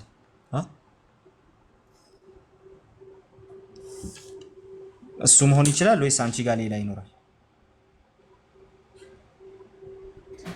አብራራልን። ቃሉን ፍቺ ብቻ ነው ፈልገው ነው በመጽሐፍ ቅዱስ። ጉድ እሺ። እንደ ያውዱ ስለሚለያይ ነው የጠየቅኩሽ እንደዚህ። ለምሳሌ ከእንትን አንፃር ከእግዚአብሔር በተራራው ላይ ወረደ የሚለው ሐሳብ ቀጥታ እግዚአብሔር በአካል መውረዱን አይደለም የሚያሳየው፣ የእግዚአብሔርን ማጀስቲ ነው የሚያሳየው። የእግዚአብሔር ክብር በተራራው አናት ላይ እንደተገለጠ ነው የሚያሳየው። ስለዚህ እግዚአብሔር በጣም ታላቅ አምላክ ነው። ክብሩ በቀጥታ በዛ ተራራ ላይ ሲገለጥ ተራራው ተንቀጠቀጠ፣ ክብሩ መሸከም አልቻለም ነው። ስለዚህ ሊትራሊ እግዚአብሔር ወረደ በአካል ልክ እኔና አንቺ እንደዚህ በስጋ እንደምንመላለሰው ወረደ ሳይሆን ፖይንቱ ያ የእግዚአብሔር ማጀስቲ በዛ ተራራ ላይ ሲንቀጠቀጥ ተራራው እንኳን ያንን ክብር መሸከም አልቻለም። ልክ በቤተ መቅደሱ እንደሆነ በቤተ መቅደሱ የሱ ፕሬዘንስ በሞላ ጊዜ በሰለሞን ቤተ መቅደስ ካህናቱ እንኳን ማገልገል አልቻሉም ብሎ ይናገራል። ስለዚህ በዛ ደረጃ ማጀስቲካሊ እግዚአብሔር የመገለጥ ልምድ ነበረው በብሉይ ኪዳን ማለት ነው። አዲስ ኪዳን ላይ እሱን ወስደው ራሳቸው የሚወድቁ ሰዎች አይቻለሁ ምናምን። እኔ ወደ ቅን አልቃወምም። ሪሊ ግን የህይወት ለውጥ ያስፈልጋል። ግን ደግሞ ከእንትን አንጻር ብሉይ ኪዳን አንጻር ወረደ እግዚአብሔር ተራራው ተንቀጠቀጠ ሲል ማጀስቲካሊ እግዚአብሔር ቪዚብል በሆነ መልኩ በዛ ተራራ ላይ ወረደ ነው። ጀስት የክብሩን መገለጥ የሚያሳይ ነው እንጂ ሊትራሊ እግዚአብሔር በአካል ወረደ ምናምን ማለት አይደለም። ለምሳሌ አዲ ያነሳችው ነገር ደግሞ አለ ኑ እንውረድ ያለበት እግዚአብሔር ማለት ነው። እግዚአብሔር በሁሉ ቦታ የሚገኝ አምላክ ነው ብለን ከዛ ኑ እንውረድ ሲል በአካል ከላይ ወደ ከሰማይ ወረደ ማለት ነው ብለን ደግሞ እንትን አናደርግም። ነገር ግን ያ ሐሳብን በቀጥታ የሚያሳየው ወርዶ እግዚአብሔር የሚሰራውን ስራ ወይም ደግሞ በእነሱ መካከል የሚገለጠውን መገለጥ ነው የሚያሳየው። ወርዶ ስንለውንም በአካል አይደለም። ፖይንቱ ምንድነው? እዛ ጋር እንውረዳለና አያለ ከዛ በኋላ ቋንቋቸው እንደበላለቀው አለ። ስለዚህ የሚያሳየን ነገር ምንድነው? ይሄ እግዚአብሔር በመካከላቸው የሚከናወነውን ነገር ሪኮግናይዝ አደረገው። ከዛስ ስራውን ሰራ። እዛ ላይ ደግሞ ኔጌቲቭሊ ቢሆንም ገለጠ ራሱ እሱን እንትን ማድረግ እንደማይችሉ እሱን አውት ስማርት ማድረግ እንደማይችሉ አሳየ። ቋንቋቸው እንደበላለቀ ነው። እንውረድ የሚለው ሐሳብ እግዚአብሔር በመካከላቸው የሚገልጠውን ያንን ነገር የሚያሳይ ሆኖ እናገኘዋለን። አሁን እዛ ተራራው ላይ የክብሩን መገለጥ የማጀስቲውን መገለጥ ያሳያል። እዚህኛው ጋር ደግሞ እግዚአብሔር በስራው በኩል የተገለጠው ኔጌቲቭሊ ቢሆንም እነሱ ላይ ያመጣው ኢምፓክት መገለጡን ያሳያል። በምድር ተበተኑ ስለሚል ማለት ነው። ስለዚህ ስቲል እግዚአብሔር በሁሉ ቦታ የሚገኝ አምላክ ነው። ነገር ግን እግዚአብሔር በሁሉ ቦታ በተገኘበት ቦታ ሁሉ ግን ራሱን የሚገልጥ አምላክ ግን አይደለም። ከዚህ የተነሳ ኑ እንውረድ የሚለው ሐሳብ በዛ ቦታ ኔጌቲቭሊ ቢሆንም እግዚአብሔር ስራውን እጁን መግለጡን የሚያሳይ ሆኖ እናገኛለን። ለዛ ነው እንደያውዱ ተለያይቶ ሊቀመጥ ይችላል ያልኩሽ። እሺ ገብቶኛል። ጸጋ ይብዛል። ተባረክልኝ። እሺ ሲስ ምናልባት የምንጠብቃቸው ሰዎች አልመጡም። ስለዚህ በጽሁፍ የደረሰኝን ነገር ላስቀምጥ። ቤት ምናልባት ሪካርድ ተደርጎ ከደረሳቸው አሪፍ ነው። አጋፔ ስላለ ልቤን ጥዬ እንትና ለኮ እነሆ ምናምን እነሆ የመዳን ቀን እኔ እየወጣሁ መመለስ እችላለሁ። የተጻፈውን ግን መመለስ አልችልም እየወጣሁ። ለዛ ነው። እሺ ቀጥል። እሺ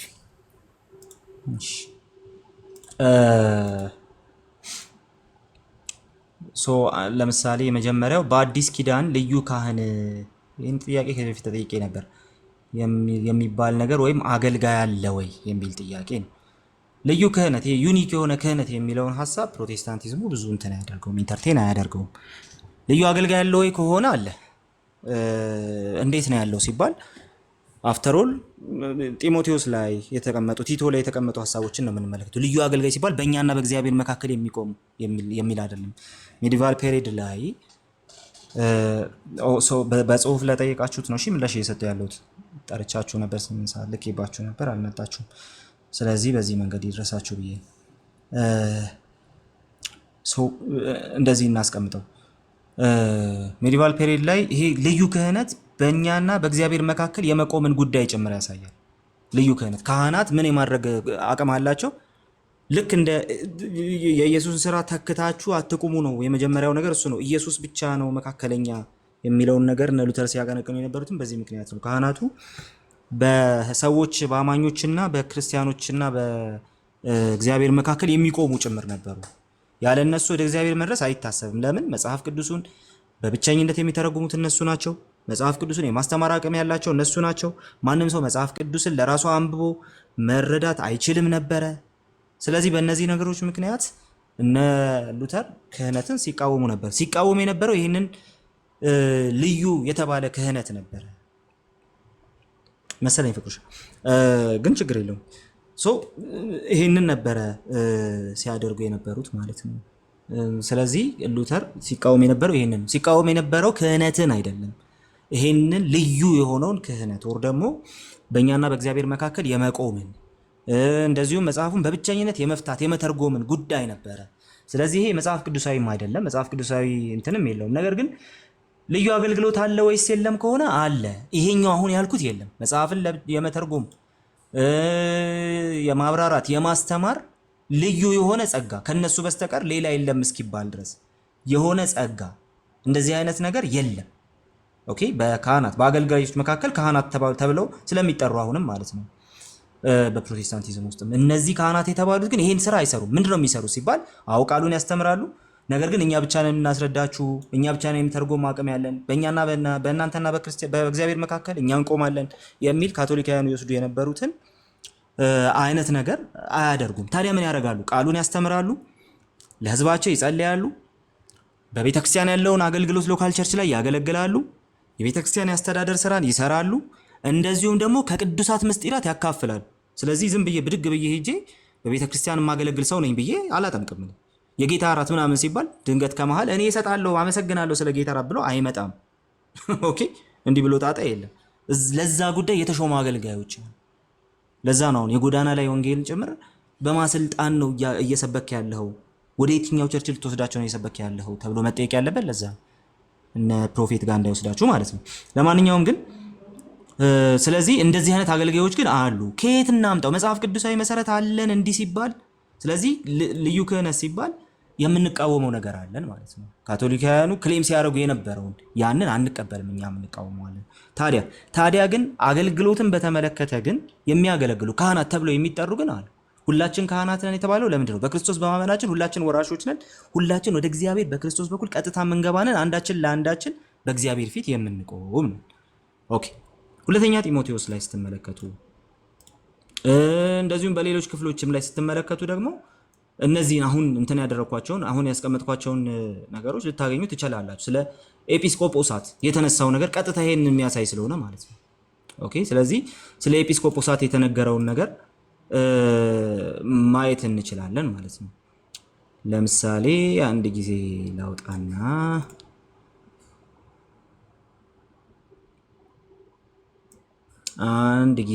እሺ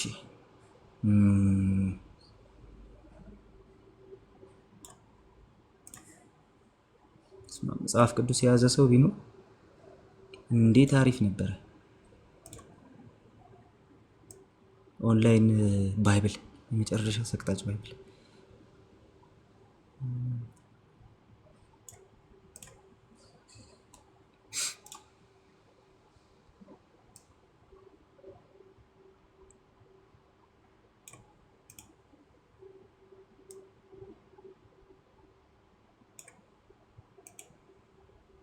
በሌላ ስልክ እሺ ላውጣልቅ አለ በጣም ወይስ ደስ ይለኛል። አልገባም? በእናትሽ ነይ ነይ። አይ ብታውጪ ደስ ይለኛል።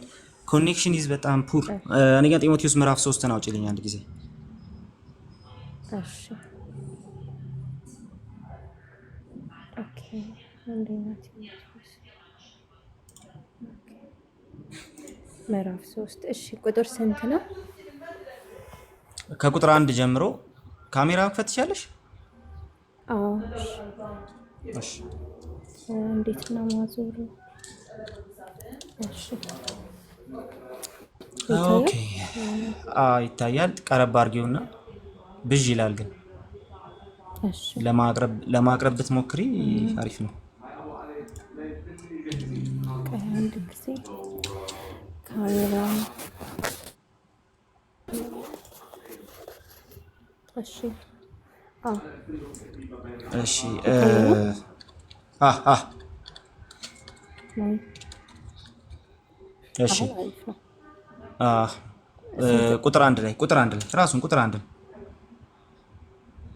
እሺ እንደዚህ ይላል። ቁጥር አንድን ወረድ አድርጊልንና አዎ ሉክ ማንም ኤጲስቆጶስነትን ቢፈልግ መልካም ስራ ይመኛል የሚለው ቃል የታመነ ነው። ቁጥር 2 ላይ እንግዲህ የቤተ ክርስቲያን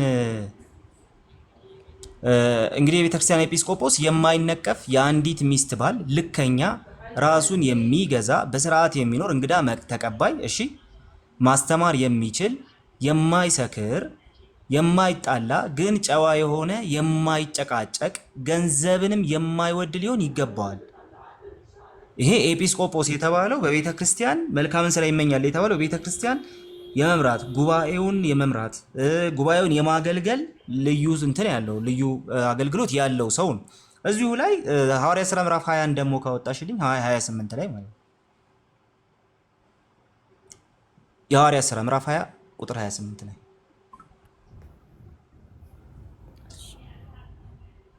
ሐዋርያት ሥራ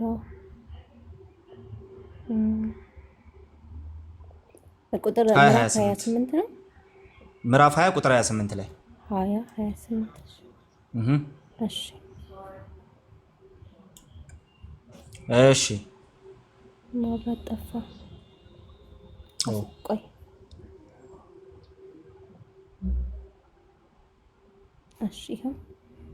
እሺ ሉክ ለራሳችሁና መንፈስ ቅዱስ ኤጲስቆጶሳት አድርጎ በላዩ ለሾማችሁ መንጋ ሁሉ ተጠንቀቁ። በገዛ ደሙ የዋጃትን የእግዚአብሔርን ቤተ ክርስቲያን ምን አድርጉ? ጠብቁ። ዩሲ ኤጲስቆጶስ ምን ሆኖ ይመጣል ማለት ነው? የሹመት ጉዳይ ሆኖ ይመጣል። ቤተ ክርስቲያንን የመጠበቅ ግዴታ ያለባቸው ቤተ ክርስቲያንን ከኑፋቄ የመታደግ ግዴታ ያለባቸው መንጋውን የሚጠብቁ ሆነው ደግሞ ይመጣሉ። ሌላ ቦታም እንደዚሁ ልናያቸው እንችላለን። ለምሳሌ ፊልጵስዩስ ክፈችልኝ እስቲ አንዴ ምዕራፍ 1 ቁጥር 1 ላይ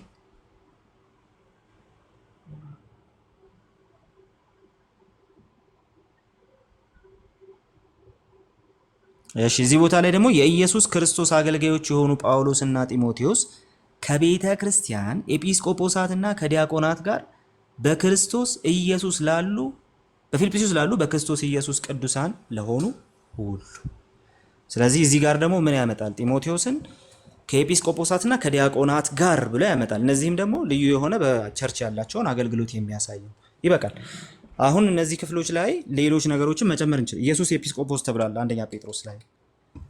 እኛ ራሳችን ደግሞ ካህናት ተብለናል እዛው የጴጥሮስ መልእክት ላይ። ስለዚህ አሁን ቃላትን ብቻ ይዘን አንሄድም ማለት ነው።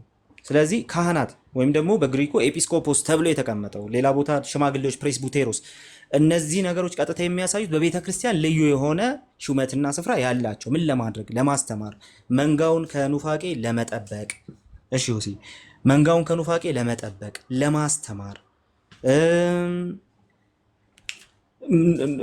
መንጋው እንዳይበተን ለማድረግ፣ የተለያዩ አገልግሎቶችን ለመፈጸም ለዚህ የሚሾሙ አገልጋዮች ናቸው ኤጲስቆጶሳት የሚባሉት ማለት ነው። እነዚህን አገልጋዮች ዛሬኛ ፓስተር ብለን ልንጠራቸው እንችላለን፣ መጋቢ ልንላቸው እንችላለን፣ ወንጌላዊ ምናምን ልንላቸው እንችላለን። በብዛት ደግሞ መጋቢያን በዛ ደረጃ እንጠራለን። ስለዚህ ምንድነው ስራቸው ምንድነው ሲባል እነዚህኞቹ ካህናት ኦኬ አማርኛው እንትን እንዳያደርግ እኛም ካህናት ተብለናል። ሁላችንም ካህናት ነን። ሁላችንም ካህናት ነን ማለት በቤተ ክርስቲያን ሁላችንም እኩል ስልጣን አለን ማለት አይደለም። ስለዚህ ያ መንፈሳዊ ስልጣን ያላቸው እግዚአብሔር የሾማቸው የሚያስተምሩ፣ መንጋውን ከኑፋቄ የሚጠብቁ፣ ቅዱሳት ምስጢራትን የሚያካፍሉ እነዛ ሰዎች ካህናት ተብለው ይጠራሉ። ስለዚህ ልዩ ክህነት ሲባል በእንትኖች ከሆነ በዚህ በሜዲቫል ፔሪዱ ንግግር ከሆነ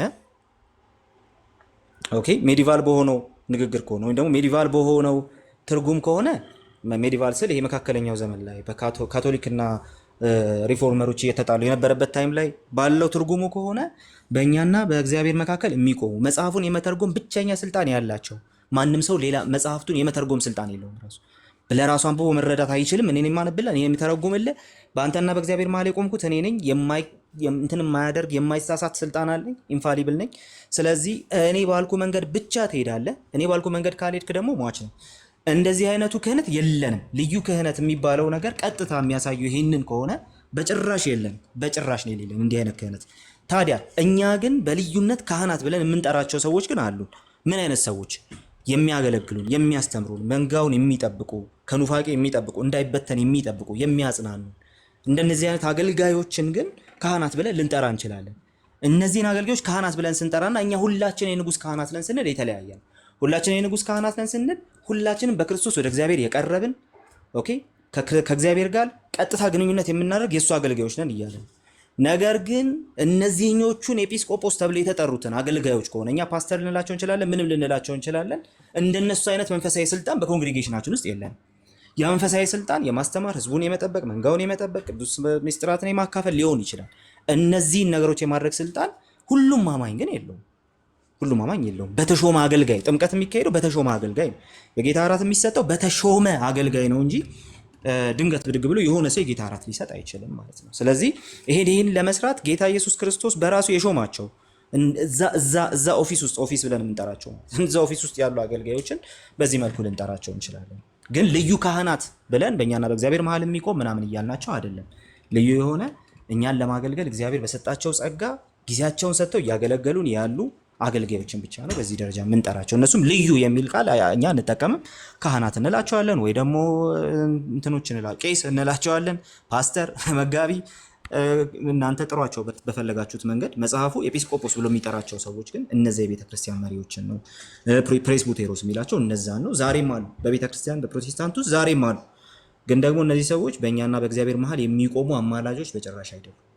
መጽሐፉን እኛ ብቻ ካልተረጎምን እናንተ ጋር ያለው ነገር እንትን አይደለም ኢንፋሊብል ስልጣን አለን የሚሉ ግን አይደሉም። ሲምፕሊ ከመሃል ተመርጠው እግዚአብሔር በመረጣቸው ጉባኤው ባመነባቸው መልኩ የሚያገለግሉን ሰዎች ብቻና ብቻ ናቸው።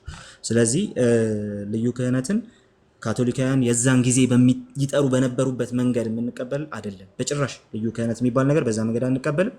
ነገር ግን በዚህ ደረጃ ግን ካህናት ወይም ፓስተር፣ መጋቢ ብለን የምንጠራቸው አገልጋዮች ግን አሉ። ሁለቱን ለይቶ ማስቀመጥ ጥሩ ነው ብዬ አስባለሁ። ለሁለተኛ ጊዜ ስለተጠየቀን ይሄንን እየመለስኩኝ ያለሁት ማለት ነው። ሁለተኛው በአብ ቀኝ ተቀምጫለሁ ማለት የስህተት ትምህርት ነው ወይ? በአብ ቀኝ ተቀምጫለሁ ብዬ እኔ አልናገርም፣ ስህተት ነው። ባለፈውም ይሄን አንስቼዋለሁ። ለምን ሆሲን እናሳድጋትና ባይብል እንክፈት እንጂ ሆሲ እንዴት ነው መቻል? ኤፌሶን ምዕራፍ 1 ቁጥር 19 ላስቸግርሽ።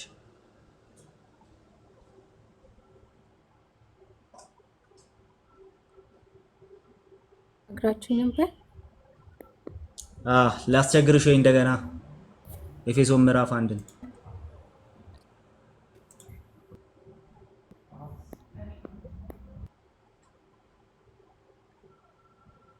ትችላለህ በሚገባ። ቀይ ስልክ ይላምጣ። አመሰግናለሁ። ቴንክ ዩ። እሺ ንገረኝ። እሺ ፊልጵስዩስ ምዕራፍ 1 ማን ነው? ኤፌሶን ምዕራፍ 1 ላይ ቁጥር 19 ላይ ቁጥር 19 ሶሪ ቁጥር 20 ቁጥር 20 ኤፌሶን 20 እና 21 ከ19 ጀምሮ እናንተው። እሺ ከ19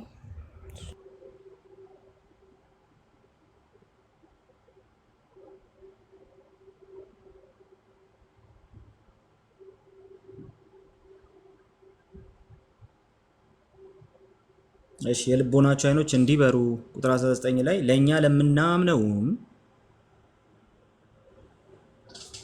ማራናታ ኖ አናምንም እሱን ይለወጣል የሚለውን ኖ ይዛል የናናምን። እሺ ቁጥር 19 ላይ ለኛ ለምናምነውም ከሁሉ በላይ ታላቅ የሆነውን ኃይሉን እንድታውቁ ጸልያለሁ። ይህም ኃይል እንደርሱ ታላቅ ብርታት አሰራር። እሺ አሁን የሱ ታላቅ ብርታት አሰራሩ እንዴት ታየ? ክርስቶስን ከሙታን ሲያስነሳውና በሰማያዊ ስፍራ በቀኙ ሲያስቀምጠው የታየ ነው። በቀኝ መቀመጥ የሚለው ሐሳብ አሁንም ወደ ሰማይ ያረገ በእግዚአብሔር ቀኝ ተቀመጠ ይላል ወንጌልም። በቀኙ ሲያስቀምጠው የሚለው ሐሳብ ምን ያሳያል? ቁጥር 21 ምን እንደሚያሳይ ያሳየናል። በቀኙ ሲያስቀምጠው ቀጥሎስ የተቀመጠውም ሉክ መቀመጥም እንዴት አድርጎ እንደሚያብራራ ማለት ነው። ከግዛትና ከስልጣን ከኃይልና ከጌትነት ኦኬ ተመልከት። የተቀመጠውም ከግዛትና ከስልጣን ከኃይልና ከጌትነት እንዲሁም በአሁኑ ዘመን ብቻ ሳይሆን በሚመጣውም ዘመን ሊሰየም ከሚቻለው ስም ሁሉ በላይ ነው። እሺ ቁጥር 22 እስቲ እግዚአብሔርም ሁሉን ከእግሩ በታች አስገዛል፣ በቤተ ክርስቲያን በማንኛውም ነገር ላይ ራስ አድርጎ ሾሞ። ቁጥር 23 እርሷም ሁሉን ነገር በሁሉም ረገድ የሚሞላው የእርሱ ሙላት የሆነች ምንድናት? አካሉ ናት። ኦኬ ስለዚህ አሁን ወደ ቁጥር 20 ተመለሽልኝ። ምንድነው እየነገረን ያለው? ኢየሱስ ክርስቶስ በቀኝ ተቀመጠ ሲባል ምንድነው እየተባለ ያለው? ቁጥር 20 ላይ ያ ክርስቶስን ከሙታን ሲያስነሳው በሰማያዊ ስፍራ በቀኙ ሲያስቀምጠው የታየው ነው። እሺ በቀኝ መቀመጥ ምን ያሳያል? ከግዛት ከስልጣን። ቁጥር 21 እንድገምላቸው ብዬ ነው። ቁጥር 21 ከፍ አድርጊ ትንሽ። ከግዛት ከስልጣን ከኃይልና ከጌትነት እንዲሁም በአሁኑ ዘመን ብቻ ሳይሆን በሚመጣው ዘመን ሁሉ ሊሰየም ከሚቻለው ስም ሁሉ በላይ ነው። ዩሲ ስለዚህ ክርስቶስ በቀኝ መቀመጡ ምን ያሳያል ሲባል በአባቱ ማጀስቲ ልክ የመሆንን ጉዳይ ያሳያል። ራሱን ባዶ አድርጎ ነበርና ስለዚህ በአባቱ ማጀስቲ ልክ የመሆንን ጉዳይ ያሳያል። በአባቱ ማጀስቲ በቀኝ መቀመጥ የሚለው ሐሳብ በጣም ከባድ ሐሳብ ነው። ትላንትና ማኒና አንድ መጽሐፍ መጥቶልኝ ሰርቼ ነበረ። እኔ እሱ መጽሐፍ ላይ አንሷ አላቅም ወይለም ስቴፈን ወይለም ነገር ግን ክራይስታሎን የሚለው መጽሐፉ ላይ ይሄን አንስቶታል። በቀኝ መቀመጥ እንዴት በሚገርም መልኩ እንዳብራራው ማለት ነው። ነገር ግን መጽሐፉ ራሱ ይነግረናል። በቀኝ መቀመጥ ከኃይል ከጌትነት በሚመጣው በአሁኑ አለ ከምትዩ ነገር ሁሉ በላይ መቀመጥ ነው። ይሄ በጣም ከባድ የሆነ ክፍል ነው። ክርስቶስ በእግዚአብሔር ቀኝ ተቀመጠ ማለት በዛ ማጀስቲ ልክ ሆነ ማለት ከዚህ በኋላ ክርስቶስ ራሱን ባዶ ላያደርግ ማለት ነው። ከዚህ በኋላ ክርስቶስ በዛ ደረጃ ላይወርድ ማለት ነው። ቀጥታ አምላክነቱን የሚያሳይ ነው በቀኝ መቀመጥ የሚለው ሐሳብ። አሁን ዛሬ ሌሎች ክፍሎችንም አብረን እናያለን። ወደ ብሉይ ኪዳንም ሄደን ወደ ብሉይ ኪዳን ከመሄዳችን በፊት በቀኝ መቀመጥ ማለት የሪዘሬክሽኑ የትንሣኤውን ኃይል የትንሣኤውን ክብር የሚያሳይ ከሆነ ፊልጵስዩስ ምዕራፍ 2 ቁጥር 7 ላይ ደግሞ እንሂድ። 7 8 9 ኤፌሶን ላይ ነው። ፊልጵስዩስ ምዕራፍ 2 ቁጥር 7 8 9 እሺ አንድ ጊዜ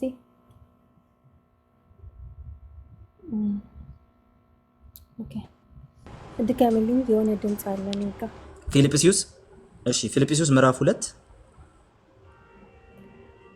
እሺ ከቁጥር ስንት ልክፈት?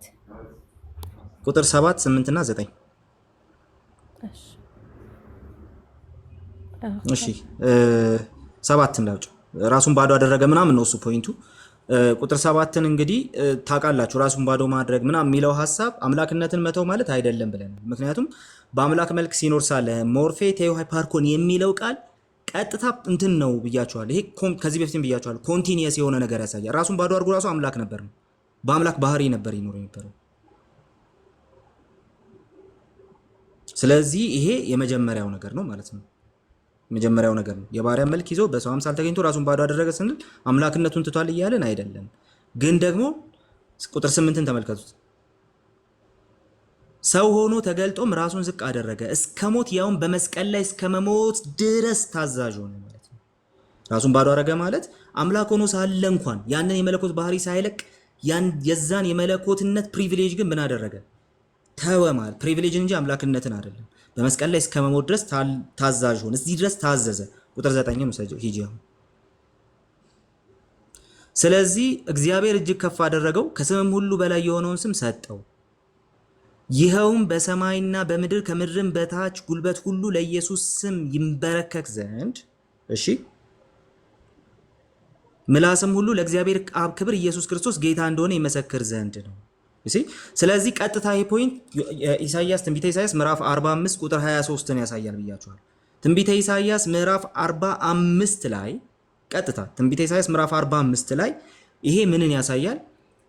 ጉልበት ሁሉ ለኔ ይንበረከካል፣ ምላስም ሁሉ በስሜ ይምላል ብሎ እግዚአብሔር እንደተናገረው ትንቢተ ኢሳይያስ ምዕራፍ 45 ቁጥር 23 ላይ ኢየሱስ ክርስቶስ ከሞት ከተነሳ በኋላ በዛ የያህዌ ፕሪቪሌጅ ልክ ነው። ከዚህ በኋላ በዛ ደረጃ ነው የከበረው፣ በዛ ደረጃ ነው ማጀስቲክ የሆነው። ስለዚህ ኢየሱስ ክርስቶስ አምላክ መሆኑን የሚያሳይ ነው። ባጭሩ ኢየሱስ አምላክ መሆኑን የሚያሳይ በእግዚአብሔር ቀኝ ተቀመጠ፣ የአምላክነት ክብሩ መገለጡን የሚያሳይ ነው። ስለዚህ ይሄንን መጀመሪያ መያዝ አለብን ማለት ነው። አሁን መዝሙረ ዳዊት ምዕራፍ 110 ላይ ሂጂ።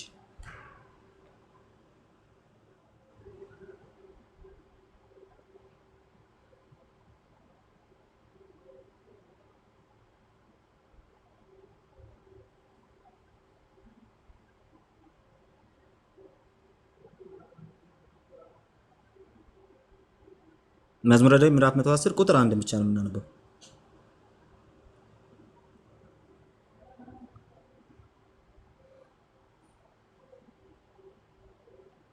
እሺ ይሄ ማለት ጌታ ኢየሱስ ክርስቶስ ፈሪሳውያንን ጠይቋቸው መመለስ ያልቻሉት ጥያቄ ማለት ነው። እግዚአብሔር ጌታዬን ጠላቶችን የእግር መረገጫ እስከማደርግልህ ድረስ በቀኝ ተቀመጥ አለው። ኦኬ እግዚአብሔር ጌታዬን ጠላቶችን የእግር መረገጫ እስከማደርግልህ ድረስ ምን አለው? በቀኝ ተቀመጥ አለው ያለ ያስቀመጠ ነው። ስለዚህ አሁን ምንድነው ፖይንቱ? በቀኝ የተቀመጠው ማን ነው? ኢየሱስ ነው። ምንን ያሳያል? የአምላክን ሪፈረንሱን ተጫኙ።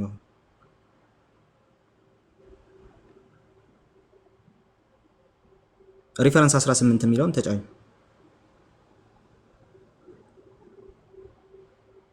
ኦኬ ይሄኛው ካህን ግን ልክ አንዱን መስዋዕት ለዘላለም አቅርቦ በእግዚአብሔር ቀኝ ተቀምጠዋል። ከዚያን ጊዜ ጀምሮ ጠላቶቹ የእግሩ መረገጫ እስኪሆኑ ድረስ ምን ይሆናል? ይጠብቃል። ስለዚህ ይሄ ሊቀ ካህናችን ከሞት ከተነሳ በኋላ ምን አድርጓል? በእግዚአብሔር ቀኝ ተቀምጧል። ቀጥታ ሐዋርያው ጳውሎስም ሌሎች የመጽሐፍ ቅዱስ ጸሐፊያንም የሚስማሙት በእግዚአብሔር ቀኝ የተቀመጠ ማን ነው ለሚለው ጥያቄ ቀጥተኛ መልስ ሲሰጡ የሚሰጡት ኢየሱስ ነው። ለምን ሲባል በዛ ማጀስቲ ልክ ናቸው። ፖይንቱ በዛ ማጀስቲ ልክ ናቸው። አሁን ይህን መጽሐፍ ቅዱስ የሚለንን ነገር ይዘን እንሂድ። አለቀ። ኢየሱስ ክርስቶስ በአባቱ ማጀስቲ ልክ ነው። በአባቱ ማጀስቲ ልክ ነው። ለምን ሲባል በእግዚአብሔር ቀኝ ተቀመጠ የሚለው ሐሳብ በዛ ልክ የከበረ ጌታ መሆኑን የመገለጡን ጉዳይ ያሳያል።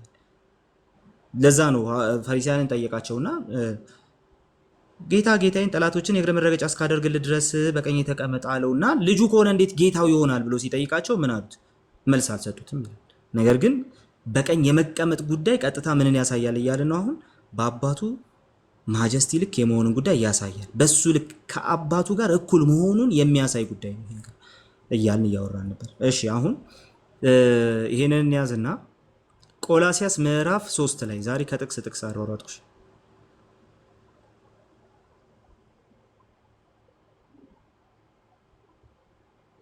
ቆላሲያስ ምዕራፍ 3 ላይ ሂጂና እሺ ሉክ እንግዲህ ቁጥር ስንት ነው? ከቁጥር 1 ጀምሮ እናነባዋለን። ተመልከቱት። እንግዲህ ከክርስቶስ ጋር ከተነሳችሁ፣ አሁን ትልቁ ጥያቄ ያለው ክርስቶስ በእግዚአብሔር ቀኝ ተቀመጠ ማለት ይሄ ማለት ከሆነ እኛ በእግዚአብሔር ቀኝ ተቀመጠናል አልተባልንም ወይ? አልተባልንም። እሺ እስቲ እንመልከት ምን እንደተባለ። እንግዲህ ከክርስቶስ ጋር ከተነሳችሁ ክርስቶስ በእግዚአብሔር ቀኝ በተቀመጠበት በላይ ያሉ ነገሮችን እሹ። እሺ ከክርስቶስ ጋር ከተነሳችሁ ክርስቶስ በእግዚአብሔር ቀኝ በተቀመጠበት በላይ ያሉ ነገሮችን እሹ። ክርስቶስ በማቀኝ ተቀምጧል፣ በእግዚአብሔር ቀኝ ተቀምጧል። ስለዚህማ በእግዚአብሔር ቀኝ እሱ ስለተቀመጠ በክርስቶስ ተስፋ ያደረጋችሁ ሰዎች ምንድናችሁ ማለት ነው? በእግዚአብሔር ቀኝ የተቀመጠው ክርስቶስ ያለው ነገር ሁሉ የእናንተ ነው ማለት ነው። የዛ ነገር ወራሾች ናችሁ ማለት ነው። ለምን? በእግዚአብሔር ቀኝ መቀመጡ ቀጥታ የሚያሳየው በአምላኩ በአባቱ ልክ የመሆኑን ጉዳይ ከሆነ ስለዚህ እናንተ በክርስቶስ ያመናችሁ የእሱ ተስፋ ተካፋዮች ናችሁ። በቃ በእግዚአብሔር ፊት ሴኪውር ሆናችኋል። ክርስቶስ በእግዚአብሔር ቀኝ የተቀመጠው ከዚህ የተነሳ ለዚህ ስለሆነ አሁን እንቀጥል። ምዕራፍ 2 ቁጥር 2 እንይ። ቁጥር 2 ሐሳባችሁም በላይ ባለው ላይ እንጂ በምድራዊ ነገር ላይ አይሁን። ይሲ በእግዚአብሔር ቀኝ ተቀመጠ ብሏል። ስለዚህ ሐሳባችን በእግዚአብሔር ቀኝ በተቀመጠው ላይ መሆን ያለበት ለምን ሲባል እላይ እሱ በእግዚአብሔር ቀኝ የተቀመጠው ኢየሱስ ጋር ነው መዝገባችን ያለ። መጨረሻችንን የሚወስነው ማን ነው? እሱ በእግዚአብሔር ቀኝ የተቀመጠው ተመልሶ የሚመጣው። ሐሳባችሁ በላይ ባለው ላይ እንጂ በምድራዊ ነገር ላይ አይሁን። እሱ በእግዚአብሔር ቀኝ ከተቀመጠ ተስፋ የገባልን ነገር ሁሉ እውነት ነው ማለት ነው። እውነት ነው። ስለዚህ ሐሳባችን መሆን ያለበት ምን ላይ ነው? ተስፋ የገባልን እሱ ላይ ነው። ኦኬ። ከዛ ቁጥር 3 ላይ እንሂድ። ሞታችኋልና ሕይወታችሁም ከክርስቶስ ጋር በእግዚአብሔር ዘንድ ተሰውሯልና። ኦኬ። ሞታችኋልና ሕይወታችሁም ከክርስቶስ ጋር በእግዚአብሔር ዘንድ ተሰውሯልና። ስለዚህ ምን ሆናችኋል? እናንተ ሞታችኋል። ሕይወታችሁስ ከክርስቶስ ጋር በእግዚአብሔር ዘንድ ምን ሆኗል? ተሰውሯል። ምን ማለት ነው? እናንተ አሁን የራሳችሁ አይደላችሁም። ታዲያማ ወርዶ የሚለውን ነገር እንትን ስለሚል ማለት ነው። ቁጥር 4 ላይ ታዲያማ ሕይወታችሁ የሆነው ክርስቶስ በሚገለጥበት ጊዜ እናንተ በዚያን ጊዜ ከእሱ ጋር በክብር ትገለጣላችሁ። እሱ ዛሬ በዚህ ምድር ላይ ኦኬ እንደሌለ ዛሬ በአባቱ ቀኝ እንዳለው ሁሉ እናንተም እንደዛው ሐሳባችሁ በላይ ባለው ላይ ቢሆን የእናንተ ሕይወት ልክ እንደዛው ከክርስቶስ ጋር ነው ያለው። ከክርስቶስ ጋር ዩናይት ከመሆናችሁ የተነሳ ክርስቶስ ባለበት ነው የእናንተም ሕይወት ያለው። ስለዚህ እናንተም ከእሱ ጋር በክብር እንድትገለጡ እሱን ተስፋ አድርጉ። አይታችኋል። ስለዚህ ምንድነው እዚህ ጋር ጳውሎስ እያለ ያለው ምንድነው? እዚህ ጋር እያለ ያለው ቀጥታ እናንተ ምን ሆናችኋል? በእግዚአብሔር ሕይወታችሁ ተሰውሯልና ተስፋ የምታደርጉት ነገር በሰማይ ነውና። ኦኬ ተስፋ የምታደርጉት ነገር በሰማይ ነውና ሕይወታችሁ ከክርስቶስ ጋር በእግዚአብሔር ዘንድ ተሰውሯልና። ከክርስቶስ ጋር በእግዚአብሔር ቀኝ ተቀምጣችኋል አይደለም ያለው? እያያችሁት ከሆነ ማለት ነው። ሕይወታችሁ ምን ብሏል? ተሰውሯል። ኦኬ አንዴ ቆይ።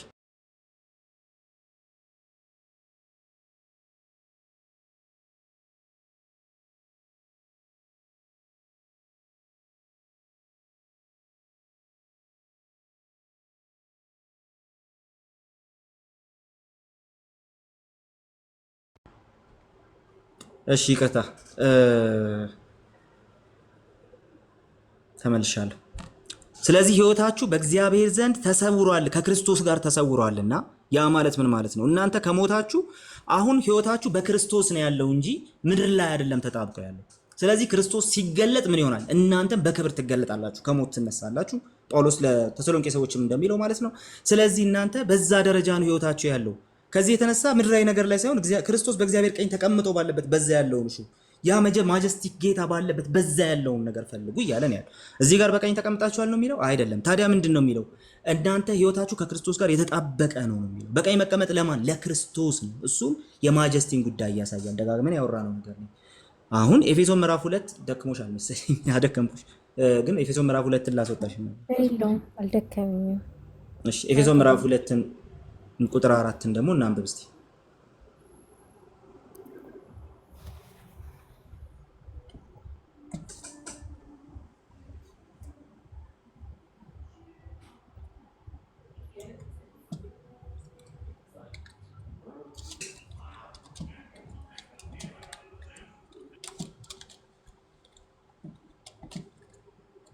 እሺ ቁጥር 2 ተይው ቆይ ተሳስቼን ቁጥር 4 እዛው ቁጥር 4 ሶሪ ቁጥር 4 ማለት ነው። ይቅርታ። ነገር ግን በምህረቱ ባለጠጋ የሆነ እግዚአብሔር ለኛ ካለው ከታላቅ ፍቅሩ የተነሳ በበደላችን ሙታን ሆነን ሳለ በክርስቶስ ሕያዋን አደረገን። የዳናችሁት በጸጋ ነው። ቀጥሎስ እስቲ እግዚአብሔርም ከክርስቶስ ጋር አስነሳን፣ በክርስቶስ ኢየሱስ በሰማያዊ ስፍራ ከማጋ አስቀመጠን፣ ከእርሱ ጋር አስቀመጠን። ከእርሱ ጋር አስቀመጠን ምን ማለት ነው? በክርስቶስ በኩል አሁን እንትናችን አድሬሳችን ተለውጧል፣ አድራሻችን ተለውጧል። ከሱ ጋር ከሞት ተነስተናል። በእምነት ከሱ ጋር ከሞት ተነስተናል። ከዛስ እሱ በእግዚአብሔር ቀኝ ተቀምጦ የለ? አዎ። ስለዚህ ዛሬ የኛም ህይወት በዚህ ምድር የሚወሰን አይደለም።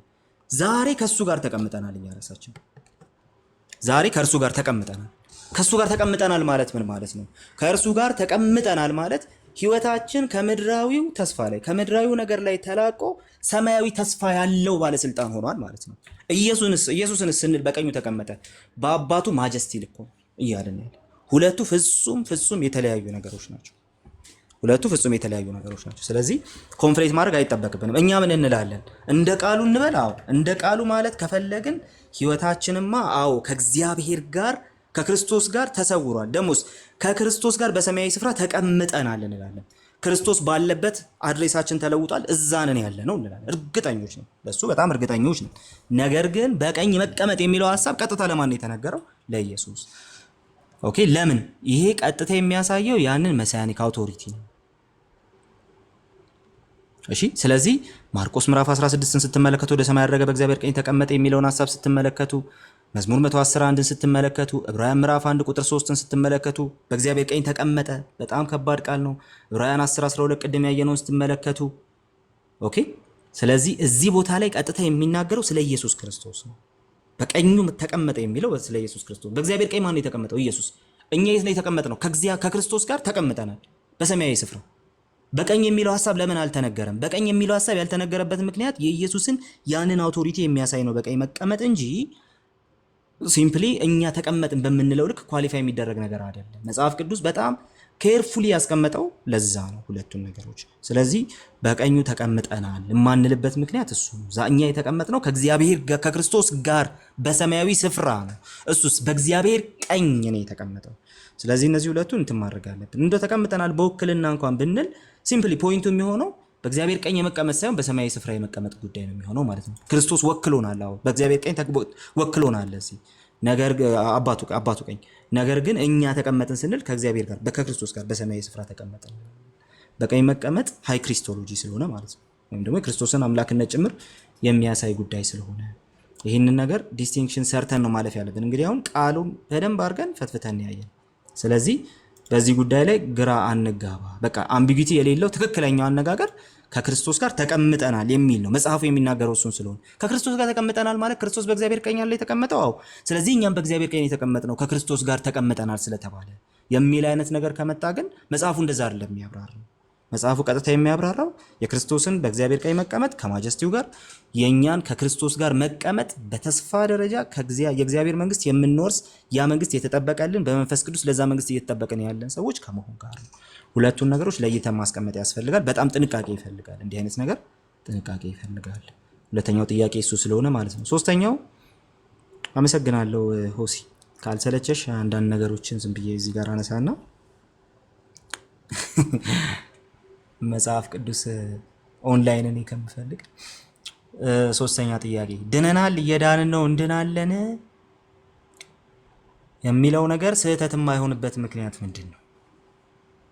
ብትመጡ ጥሩ ነበረ የሚጠይቃቸው የነበራችሁ ሰዎች። ግን ድነናል፣ እየዳንን ነው፣ እንድናለን የሚለው ነገር ትክክለኛ የድነት ትምህርት ነው ወይ ነው? አዎ ትክክለኛ የድነት ትምህርት ነው። ለምንድን ነው እንደዚህ የሚባለው? አንደኛ መጽሐፍ ቅዱስ ቀጥታ የሚናገረው ነገር ስለሆነ ነው። ሁለተኛ ነገር ደግሞ ጀስት ፕሮቴስታንቲዝም ውስጥ የሚታወቅ ነገር ስለሆነ ነው። በቃ እንትን ሶ we have been saved ድነናል ስንል ሲምፕሊ ስለ ጽድቅ እያወራን ያለ ነው። ለምሳሌ የሐዋርያት ሥራ ምዕራፍ 22 ቁጥር 16ን ስንመለከት፣ አንደኛ ቆሮንቶስ ምዕራፍ 6 ቁጥር 11ን ስንመለከት፣ አንደኛ ቆሮንቶስ ምዕራፍ 6 ቁጥር 11 ይነበብ ጥሩ ነው። አንደኛ ቆሮንቶስ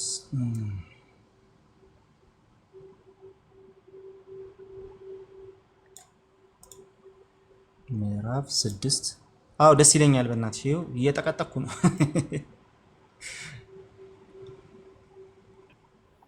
እኔ እጄ ካሜራ ላይ እንዳይሆን ነው እንጂ ችግር የለውም። ጠይቀኝ፣ እኔ ከፍትላለሁ። ያው ቁጭ ብዬ ስላለው ማለት ነው። ይቅርታ በጣም እሺ።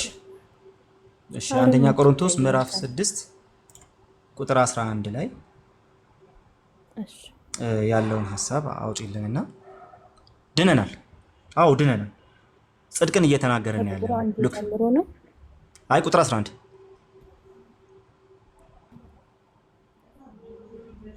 ምዕራፍ 11 ቁጥር 11 አይ ምዕራፍ 6 ቁጥር 11 እሺ ምዕራፍ 6 ይኸው ቁጥር 11። እሺ አንዳንድ ጥቅስ ብቻ ላሳያችሁ። ከእናንተ አንዳንዶቻችሁ እንደዚህ ነበራችሁ አለ ስለ ኃጢአተኝነት። ከዛ አሁን ግን ጌታ በክርስቶስ ኢየሱስ በኢየሱስ ክርስቶስ ስምና በአምላካችን መንፈስ እስቲ ታጥባችኋል፣ ተቀድሳችኋል፣ ጸድቃችኋል አለ። አለቀ። ታጥበናል፣ ተቀድሰናል፣ ጸድቀናል። ይሄ ፖዚሽናል የሆነውን ሳንክቲፊኬሽን ጭምር የሚናገር ነው። ጸድቀናል፣ አለቀ። ይሄ ምንም የሚያከራክር ነገር አይደለም። ጸድቀናል እንላለን። ስለዚህ ይሄ ድነናል የምንለው ነገር ነው ማለት ነው። ድናችኋል የሚለው መጽሐፍ ቅዱስ ነው። ይሄው ብሎናልና እንለዋለን ማለት ነው። እሺ ከዛ በኋላ ደግሞ እየዳንን ነው የምንለው ለምንድን ነው? እንደው አንዳንድ ሰዎች እየዳንን ነው ሲሉ ምን ማለታቸው ነው? ይሄ ደግሞ ኦልሬዲ ፕሬዘንት የሆነውን ሳልቬሽናችንን እያወራን ነው። ስለዚህ ስለ ድነት ስናወራ ስለ ኃጢአት እያወራን ነው። ኃጢአት የሚለውን ነገር ከግምት ከተን ነው እያወራን ያለን። ስለዚህ የምንድነው ከምንድነው? ከኃጢአትና ከኢምፓክቱ ነው። ስለዚህ ጸድቃችኋል ምናምን ሲለን በቃ ከኃጢአት ኃይል ኦልሬዲ ተፋተናል፣ ወይም ደግሞ ከኃጢአት ውጤት ተፋተናል። አሁን ሙት አይደለንም፣ በኃጢአታችን ሙታን አይደለንም፣ በክርስቶስ ጸድቀናል፣ ታጥበናል፣ ተቀድሰናል እንላለን። አለቀ። ስለዚህ ምን አድርገናል ማለት ነው? ከዚህ ከኃጢአት ባርነት ነፃ ወጥተናል እንላለን። ያ ማለት ግን የኃጢአት ፕሬዘንስ የለም፣ ኃጢአት አሁንም ኃይል የለውም በእኛ ላይ ማለት ግን አይደለም። ሰው ኃጢአት ይሰራል። ምክንያቱም መጽሐፍ ቅዱስ እንደሚናገረው ኃጢአተኞች አይደለንም ብንል ምን እንሆናለን? ራሳችን እናታልላለን። ኃጢአት አንሰራም ብንል ውሸታም እናደርገዋለን። ስለዚህ ከዚህ የተነሳ ኃጢአት እንሰራለን። አሁን ለምን? ኃጢአት አሁንም ኃይለኛ ነው፣ ፕሬዘንሱ አለ። ከኃጢአት ኮንሲኩዌንስ ግን ኃጢአት ከሚያመጣው ሞት ግን ተላቀናል በጽድቃችን ጊዜ እንላለን። ስለዚህ ድነናል ስንል ጸድቀናል እያለን አሁን አንድ ሰው እየዳንን ነው ቢል ምን ማለቱ ነው? ይሄ ሪፎርምድ ትራዲሽኑ ላይ በጣም የሚታወቅ ነገር ነው። ስለዚህ we are being saved ወይም ደግሞ እየዳንን ነው ስንል ምን ማለታችን ነው? አንደኛ ቆሮንቶስ ምዕራፍ 1 ቁጥር 18ን ማውጣት እንችላለን። ሁለተኛ ቆሮንቶስ ምዕራፍ 2 ቁጥር 15ን ማውጣት እንችላለን። ስለዚህ መጀመሪያ አንደኛ ቆሮንቶስ ምዕራፍ 1 ቁጥር 18ን እናውጣ። እሺ ሁለተኛ ቆሮንቶስን አውጣሽ ችግር የለም። እሺ አንደኛ ቆሮንቶስ ትንሽ ድምጽ ስላለ እሺ አንደኛ ቆሮንቶስ 1:18 አንድ ኦኬ 16 ነው 18 ጌታ ሆይ እሺ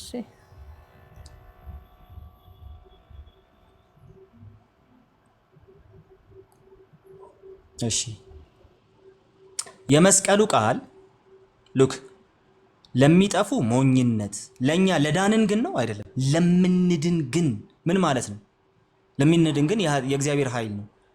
ወደፊት ያ የክብር ህይወት ተጠብቆልናል። ስለዚህ ወደዛ ህይወት ለመድረስ ምን እያደረግን እንሄዳለን? ኦኬ ምን እየሆንን እንሄዳለን? እየዳንን ከምንድን ነው? ከኃጢአት እየመለጥን እንሄዳለን ነው ጉዳዩ። ለምንድን ብሎ ይናገራል። ድነትን በቃ የአንድ ጊዜ ጉዳይ ብቻ አያደርገውም፣ ቅጽበታዊ። የፖል ስብከት ሰሞኑን ወደዛ እየተዘዋወረ አይቼዋለሁኝ እዚህ ቲክቶኩ ላይ። ፖልን ብታዩት ጥሩ ነው። ፖልን ከኔ በላይ ስለሚያብራራው ማለት ነው። ስለዚህ ጳውሎስ ፈቃዱም ይሄን ያብራራል። ለሚጠፉ ሞኝነት ነው፣ ለኛ ለምንድን ግን የእግዚአብሔር ኃይል ነው። ፕሬዘንት ያደርገዋል። ለምንድን ብሎ ፕሬዘንት ያደርገዋል፣ ወይም ደግሞ የአሁን ጊዜ አሁናዊ ደግሞ ያደርገዋል ማለት ነው። ይሄ አሁን እንዳልኳችሁ ነው። ኤምኬሲ አሁን ኧረ ምናምን ብትሉ ኤምኬሲ ችግር ነው። እሺ ላስቸግርሽ እንደገና ሁለተኛ ቆሮንቶስ 2:15 ደግሞ አውጡ።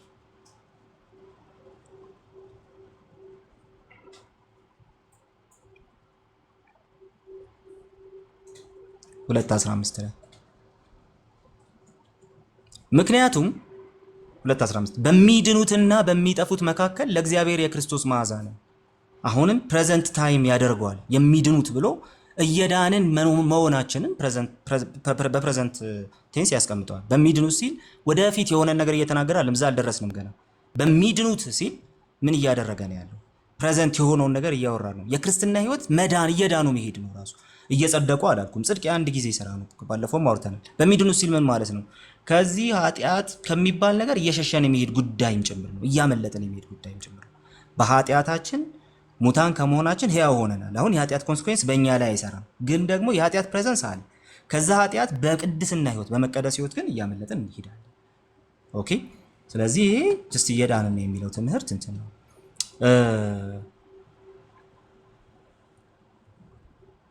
አለሽ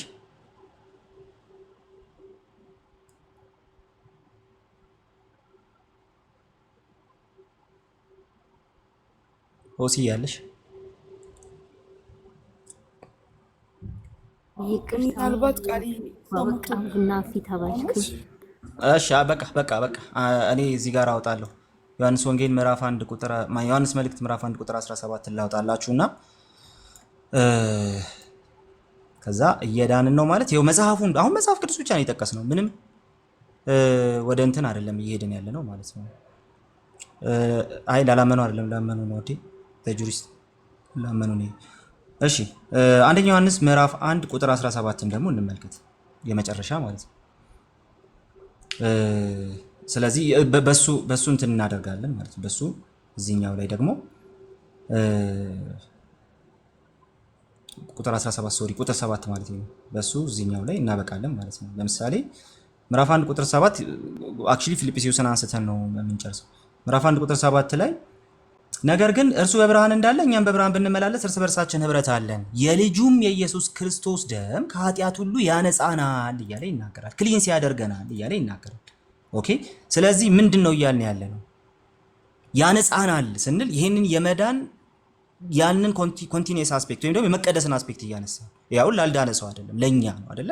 ምንም በማያሻማ መልኩ ማለት ኃጢአት የለብንም ብን ራሳችን እናስታለን። ታዲያ እኛ ግን አሁን በኃጢአታችን ብንናዘዝ ኦልሬዲ ኃጢአታችንን ሊቅር ሊለን የሚችል ጌታ አለንና በቃ ይህንን እያደረግን እንሂድ። ብንታዘዝና ንስሐ ብንገባ የክርስቶስ ደም ከኃጢአታችን ያነጻል። እየዳንን ነው ስንል ኮምፕሊትሊ ይህን እያልን ያለን። አረ ይሄ እኮ የድነት ቋንቋ አልያዘም። እስካሁን ድረስ የነገርኳችሁ የድነት ቋንቋ ነው። ፊልጵስዩስ ምዕራፍ 2 ከቁጥር 12 ጀምሮ ግን ይህንን አሁንም ግልጽ ያደርገዋል። ላውጣው ጠብቁኝ። ፊልጵስዩስ ምዕራፍ 2 ከቁጥር 12 ጀምሮ ደግሞ በደንብ ያስቀምጠዋል ይሄ። ስለዚህ ወዳጆቼ ሁልጊዜም ታዛዦች እንደነበራችሁ ሁሉ አሁንም እኔ ባጠገባችሁ ሳለሁ ብቻ ሳይሆን ይልቁንም አሁን በሌለውበት ጊዜ በፍርሃትና በመንቀጥቀጥ የራሳችሁን መዳን ፈጽሙ። ይሲ እየዳንን ነው ስንል ይሄን እያልን ያለን በፍርሃትና በመንቀጥቀጥ የራሳችንን መዳን እየፈጸምን የምንሄድን እንደው ይወሰድ ይሆን ብለን ነው የምንፈራው? አይደለም። ታዲያ ምንድን ነው የምናደርገው? በፍርሃትና በመንቀጥቀጥ የሚለው ሐሳብ ምን ያሳያል? የተሰጠን ህይወት ምን ያህል ድንቅ እንደሆነ ኦኬ ምን ያህል የተወደደ እንደሆነ አምነን በዛ ህይወት መመላለስን ያሳያል። እየተቀደሱ መሄድን። ስለዚህ እየዳንን ነው ስንል ይሄን እያልን ያለን we are being saved ስንል ይሄን እያልን ያለን እንግዲህ ከዚህ በፊት እንትን የሚያደርገው ኦሬዲ እንትን ሀገር ማለት ሸልፊክሲን በደንብ ሲያብራራ አይቼዋለሁ። እዚሁ ቲክቶክ ላይ ሌሎች ወገኖችም አሉን። ፖልን አይታችሁታል። እንደዚሁም ደግሞ መጽሐፍ ቅዱስ እንግዲህ የሁላችንም ዳኛ አይደለ? መጽሐፍ ቅዱስን ቀጥታ ሪፈር ካደረግን ይሄንን እናያለን ማለት ነው። ስለዚህ መዳናችሁን ፈጽሙ በፍርሃትና በመንቀጥቀጥ በየዕለቱ። ያ በእግዚአብሔር ጸጋ የሚሆን ነገር ነው። በራሳችን እንደው አንስተን የምንተጋው አይደለም። በእግዚአብሔር ጸጋ የሚሆን በዛው በጸደቅንበትነት እየተቀደሰ የምንሄድ ሰዎች ስለሆንም ማለት ነው። ስለዚህ ይሄንን ነው እንትን የምናደርገው ማለት ነው። ቀጥሎ ግን እንድናለን ማለትስ ምን ማለት ነው? በቃ እንድናለን ማለት ደግሞ በጌታ በኢየሱስ አምነው በክርስቶስ አምነው እሱ እየተቀደሱ የሚሄዱ ሰዎች ደግሞ ያላቸውን ያንን የዘላለም ሕይወት ተስፋ ያሳያል። ያ ተስፋ አላቸው ሙሉ በሙሉ ክርስቶስ ሲመለስ ከኃጢአት ኃይል ራሱ ነፃ ይሆናል። አንድ ሰው ከኃጢአት ኃይል ራሱ ነፃ ይሆናል ማለት ነው። ኃጢአት አይፈትነው። እየዳንን ነው የምንለው ኃጢአት ስለሚፈትነን ክርስቶስን እየመሰልን ለመሄድ ከእሱ ጋር እየታገልን የምንሄድ ሰዎች ስለሆንን፣ ከዛ በኋላ ግን ኃጢአት አይፈትነንም። ኃጢአት የማይፈትነው ማንነት ይኖረናል በትንሣኤ ጊዜ። ስለዚህ እሱን ደግሞ እንድናለን ሙሉ በሙሉ ከኃጢአት ከየትኛውም አይነት ኢምፓክት እንነጻለን፣ ከየትኛውም አይነት እንትን እንድናለን እንላለን። ስለዚህ ይህንን ለማየት እንግዲህ አሁንም ሮሜ ምዕራፍ 5 እስካሁን ድረስ እንግዲህ መጽሐፍ ቅዱስ እየጠቀስን ነው እያወራን ያለ ነው እና ስለዚህ መጽሐፉን መያዝ ጥሩ ነው። መጽሐፍ ቅዱስን ይዞ መሞገት ጥሩ ነው። ስለዚህ ከቁጥር 9 ጀምሮ እንመልከት። አሁንማ በደሙ ከጸደቅን አለ ይልቁንም በእርሱ በኩል ከእግዚአብሔር ቁጣ እንዴት አንድንም ማለት ለጥፋት እየተጠበቀ ነው። ሲመጣ እሱ ያድነናል ማለት አይደለም። ኦልሬዲ የዳንን ሰዎች ነው። ደግሞስ ራሳችንን ደግሞ ወደ እግዚአብሔር እያስጠጋን የምንኖር ሰዎች ነን። ክርስቶስን እየመሰልን የምንኖር ሰዎች ነን። ኦኬ ክርስቶስን እየመሰልን የምንኖር ሰዎች ነን። ቀጥሎ ግን ክርስቶስ ሲመጣ ግን ከእግዚአብሔር ቁጣ ምንድን ሰዎች ነን። እግዚአብሔር ጠላቶች ሳለን በልጁ ሞት ከእርሱ ጋር ከታረቀን ድቀን ካገኘን በኋላ በህይወቱ መዳናችን እንዴት የላቀ ይሆን? ስለዚህ ምንድን ነው ፖይንቱ? አሁንም ክርስቶስ ሲመጣ ከዚህ ከመጨረሻው የእግዚአብሔር ቁጣ በኃጢአተኞች ላይ ከሚደርሰው ቁጣ እንድናለን። ከዛ በኋላ ኃጢአት ምንም አይነት ኃይል በእኛ ላይ የለው። ኃጢአት ከዛ በኋላ የሚፈትነን ሰዎች አይደለም። ስለዚህ የመጀመሪያው ምን ሆነናል? ከኃጢአት ውጤት ተላቀናል። ሁለተኛውስ ከኃጢአት ኃይል ሁልጊዜም ቢሆን እየሰበርን እየወጣን የምንኖር ሰዎች ነን። የኃጢአት ፕሬዘንስ አሁንም ስላለ ማለት ነው። ንስሐ እየገባን እየቀጠለ የምንሄድ ሰዎች ነን። ሶስተኛስ ደግሞ ክርስቶስ ሲመጣ ደግሞ ከእግዚአብሔር ቁጣ ሙሉ በሙሉ ደግሞ የምንድን ሰዎች ነን። ይህ መጽሐፍ ቅዱስ ነው የሚነግረን። ሮሜ ምዕራፍ 13 ቁጥር 11 እዛው ሮሜ ላይ ምዕራፍ 13 ቁጥር 11 ደግሞ እንመልከት። ሮሜ ምዕራፍ 13 ቁጥር 11 አንዴ እስካወጣ ጠብቁኝና ሮሜ ምዕራፍ 13 ቁጥር 11 ላይ አሁን እችላለሁ። እሺ ላስቸግርሽ እንደዛ ከሆነሽ በእናትሽ አዝግ ነው ብታይ። እሺ ሮሜ ምዕራፍ 11 ነው 13 11 እሺ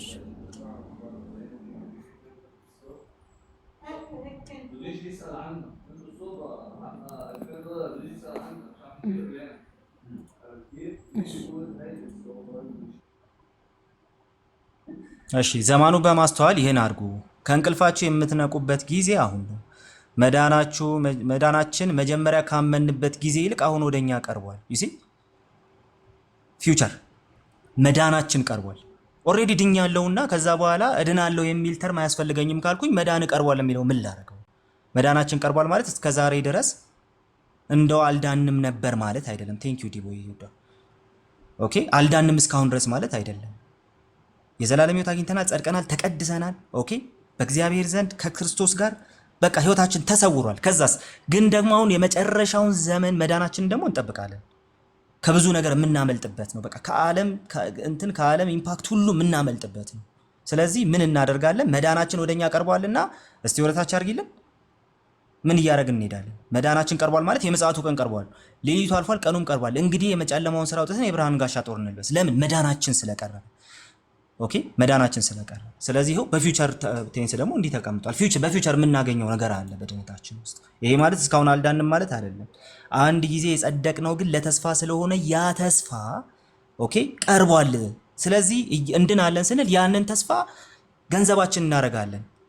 በኃጢአተኞች ላይ ከሚደርሰው የእግዚአብሔር ቁጣ አምልጠን የዘላለም ሕይወት ተስፋ ወራሾች እንሆናለን ነው ፖይንቱ ማለት ነው። እሺ አሁን ደግሞ ሌላ ደግሞ ላስወጣሽ እና ኤፌሶን ምዕራፍ 1 ቁጥር 14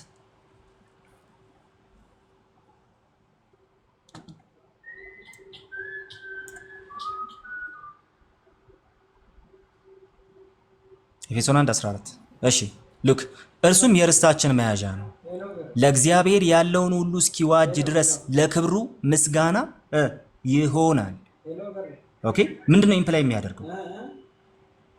ምንድነው ይሄ ኢምፕላይ የሚያደርገው ምንድነው?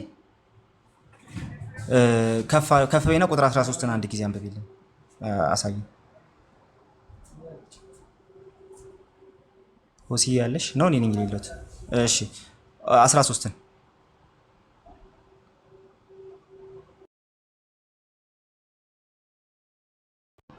እሺ ሉክ እናንተ ደግሞ የእውነትን ቃል ይሁን የመዳናችሁን ወንጌል ሰምታችሁ ደግሞ በክርስቶስ አምናችሁ በተስፋው መንፈስ በመንፈስ ቅዱስ ምን አደረጋችሁ? ታተማችሁ። አሁን 14 ላይ ሂጂልን። 14 ላይ ሂጂልን። እርሱም የርስታችን መያዣ ነው። ርስታችን የተባለው ምንድን ነው? ቀጥሎ የሚመጣው የዘላለም ሕይወት ተስፋ ማለት ለእግዚአብሔር ያለውን ሁሉ እስኪዋጅ ድረስ ይህም ለክብሩ ምስጋና ይሆናል። እስኪያድን ድረስ እስኪዋጅ ዩ ሲ ሪዴምፕሽን። ስለዚህ እስኪዋጅ ድረስ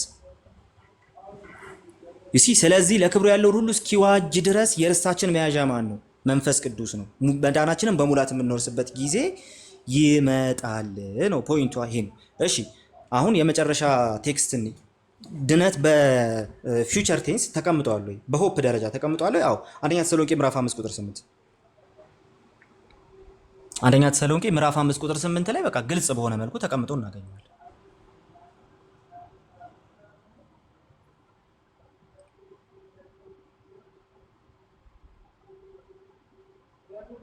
እሺ እኛ ግን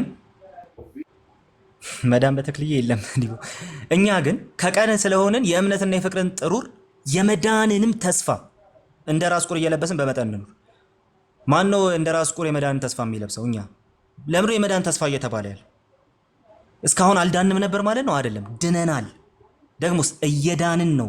ከኃጢአት ኃይል እያመለጥን ነው። በክርስቶስ ጸጋ እያመለጥን ያለን።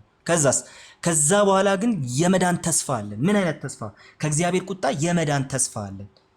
የመዳን ተስፋ አለን ከእግዚአብሔር ቁጣ። ስለዚህ ያንን እንድናለን ብለን እንፈታለን ማለት ነው። እኛ ጸድቀናል፣ እየጸደቅን ነው፣ እንጸድቃለን አለም። ጽድቅ የአንድ ጊዜ ነው፣ መቀደስ ፕሮሰስ ነው። ደግሞስ መክበር ደግሞ የመጨረሻ ዘመን ተስፋችን ነው። ስለዚህ ይሄንን ነው እያወራን ያለ ነው ማለት ነው። እሺ እንደው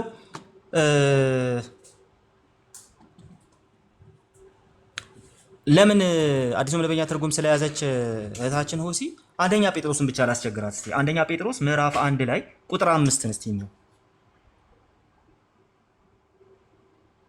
ስለዚህ ድነት የሚለው ሐሳብ በተስፋ ደረጃ እንደዚህም ተቀምጧል። አንደኛ ቆሮንቶስ ስንት ነው? አይ አንደኛ ጴጥሮስ ምዕራፍ 1 ጴጥሮስ ነው። ምዕራፍ 1 ቁጥር 5 ላይ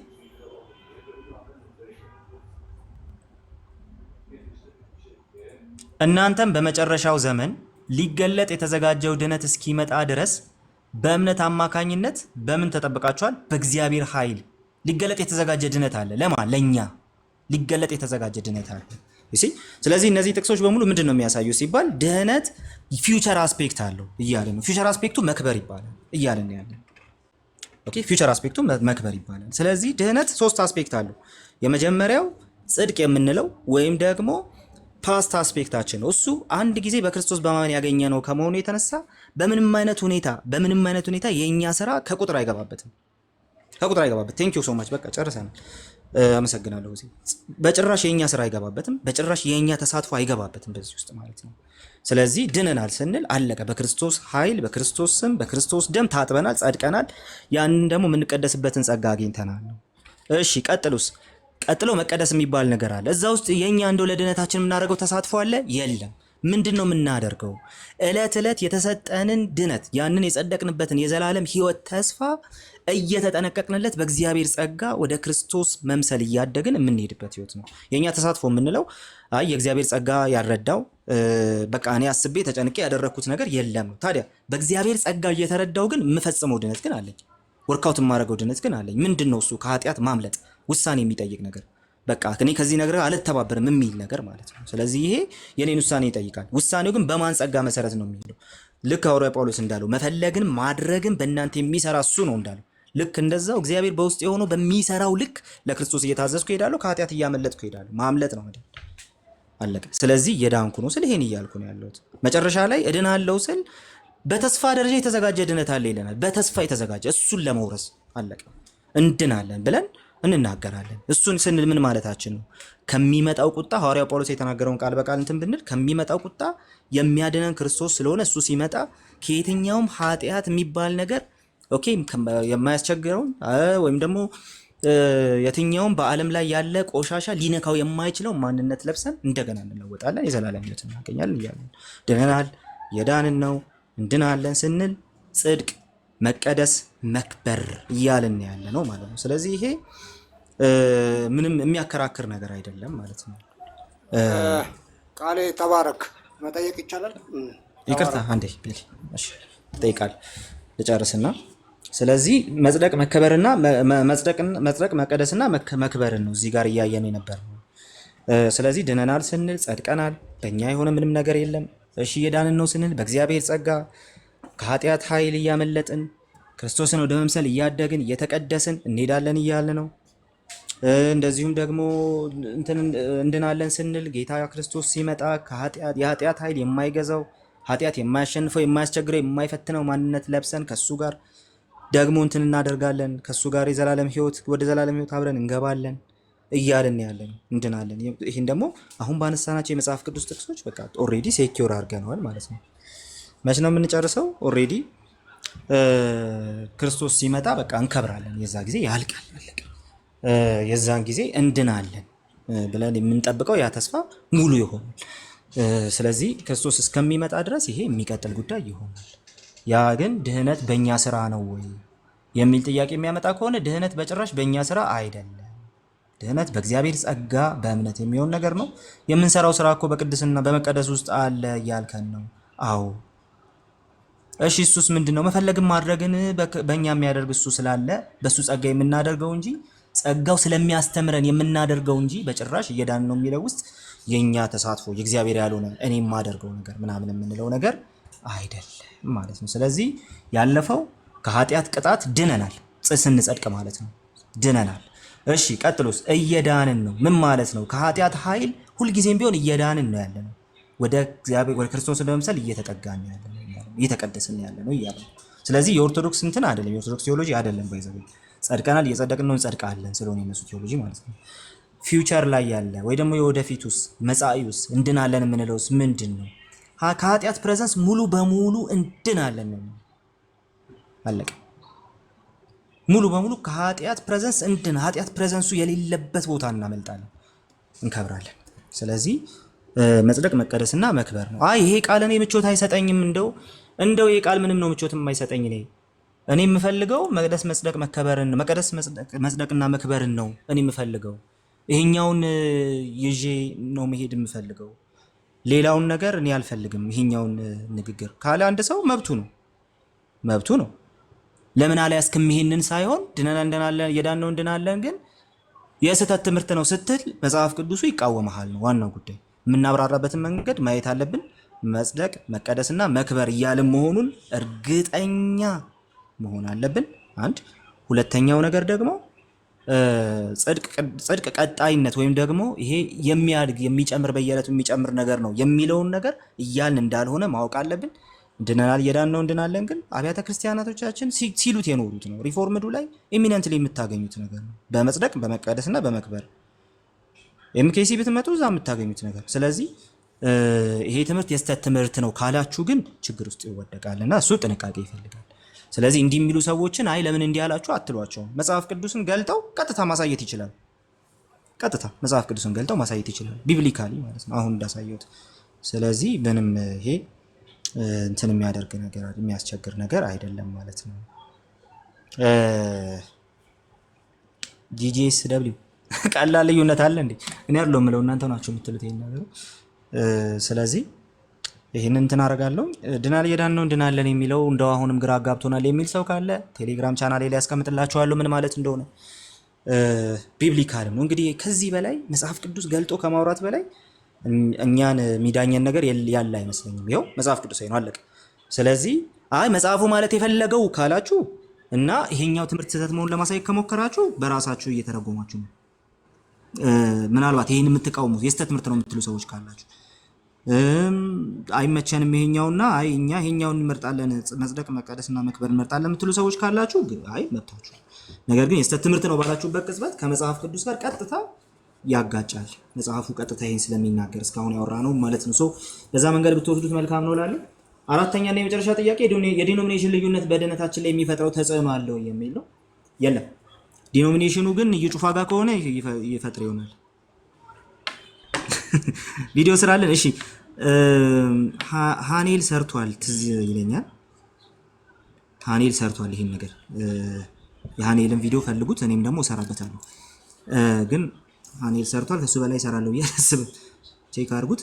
የጳውሎስ ፍቃዱ ቪዲዮዎች ሰሞኑን የትምህርቶቹ እየተመላለሱ ነው ወደዚህ፣ እሱን ተመልከቱት። ዲኖሚኔሽን ልዩነት መናፍቃን ከሆኑ እና ያዲጋ ከሄዳችሁ ድነታችሁ ይወሰዳል። ኑባቄ ነው። ስለዚህ ልዩነት የሚፈጥርባቸው ዲኖሚኔሽኖች አሉ። ጤናማዎቹ ግን አይፈጥሩም። ፕሮቴስታንት ነን የሚሉ ፕሮቴስታንት ያልሆኑ ግን የፕሮቴስታንት ትምህርት የሌላቸው ግን እንትን እሺ ዲቪ ይልዶ። ስለዚህ በዛ መንገድ ብትመለከቱት ጥሩ ነው ላለው። አንድ ጥያቄ ያየው ነው ሃማንን ጀስቲፊኬሽን ዋን ታይም ኢቨንት ነው ወይ? ዋን ታይም ኢቨንት ነው እና አንድ ሰው ኃጢአት ቢሰራ ጀስቲፊኬሽኑ አይወሰድም። ምክንያቱም እግዚአብሔር በንስሐ እስኪመለስ ይጠብቀዋል። በንስሐ ሲመለስ ምን ያህል ጀስቲፋይድ እንደሆነ ያሳያል። ስለዚህ በምንም መልኩ እንትን አያደርግም። ይሄ ዋን ታይም ነው እንጂ የሆነ ቀጣይነት ያለው አይደለም። ሳንክቲፊኬሽን ነው ቀጣይነት ያለው። ኢቭን ንስሐ የምንገባው የምንቀደሰው ራሱ አስቀድመን ሳንክቲፋይ ስለሆነና ዋን ታይም ኢቨንት ስለሆነ ነው። ይሄ ዋን ታይም ኢቨንት ነው፣ ቅጽበታዊ ድነት ቅጽበታዊ ነው። ቀጣይነት ያለው አስፔክት ግን አለው። ይሄ የለውም ብሎ መከራከር ግን አደገኛ ነው። ኢን ማይ ኦፒኒየን እንግዲህ በዛ መንገድ ብታስቀምጠው ጥሩ ነው። ሁሉም ግን ከኛ አይደለም ከእግዚአብሔር ጸጋ ነው የሚሆነው። ቴልኮም ሌላ ጥያቄ ካለ ከስር ጻፍልኝ። ያንተ ቴክስት ስለሆነ የደረሰኝ ለዛ ነው ደጋግሜ እንትን ቃሌ አንድ ጥያቄ ልጠይቅ ፕሊስ። መብትሽ ጠይቀኝ። እሺ ቃል ይሄ አሁን የዳንን ነው የምትለው ነገር የክርስቶስን የማዳን ስራ የሰዎችን በረቀቀ መንገድ የሰዎችን ተሳትፎ ለማምጣት የሄደ አይመስለኝም። መጽሐፍ ቅዱስም ያወራው ስለ ቅድስናና ስለ እግዚአብሔር መምሰል ነው እንጂ እናንተ እንደምትሉት እየዳንን ነው የሚል ኮንሴፕት የለውም። ክርስቶስ መዳንን ፕሮሰስ አድርጎ በተለይ የድሮ ቤተክርስቲያኖች ከሚባሉት ጋር ለመጠጋጋት አይነት ይመስለኛል አካሄደው እና አይደለም ሪሊ አሁን እዚህ ኢንቫይሮንመንት ላይ የዳንን ነው ብሎ ማምጣት ምንድነው ዓላማው? መጽሐፍ ቅዱሳዊ ስለሆነ እሱም ማስተማር ነው ዓላማው። እስቲ የዳንን ነው የሚል አሳየኝ መጽሐፍ ቅዱስ። እስካሁን የተነበበው ጋር አልሰማህም? ስለ ቅድስናና እግዚአብሔርን ስለመምሰል ነው የሚያወሩት በሙሉ። እስቲ አንድ ጥቅስ ንገረንና በመፍራትና በመንቀጥቀጥ የራሳችሁን መዳን ፈጽሙ የሚለውን እንዴት ነው የምታየው? ስለ ቅድስና ነው የሚያወራው። በቅድስና ኑሩ ነው። ምን ተብሎ ተገለጸ? የራሳችሁን መዳን ፈጽሙ ይላል። ግን እየዳንን ነው ክርስቶስ ያዳነን ስራ ላይ ገና ሌላ ፕሮሰስ እየዳንን ነው የሚል ሀሳብ የለውም። መዳንህን ትፈጽማለህ አንተ? አዎ ቅድስና ማለት ነው። ቅድስና ብለህ ካመጣው እግዚአብሔር እኮ በመፍራትና በመንቀጥቀጥ የራስህን መዳን ትፈጽማለህ አንተ? አዎ በቅድስና እኖራለሁ ነው። በቃ እየዳንን ነው እሱ ነው እንጂ ክርስቶስ ያልፈጸመው ነገር ኖሮ እኔ የምፈጽመው ነገር የለም። አይ እሱም ማን አለ እየዳንን ነው ሲባል እኮ እሱን አንድ ሰው ሚዲያ ላይ የሚያመጣውን ኢምፓክት እኮ አንዳንዴ ዝም ብለን ቃላት እንትን ማለት ሳይሆን ሚዲያ ላይ ወንጌል ላይ የሚያመጣውን ተጽዕኖ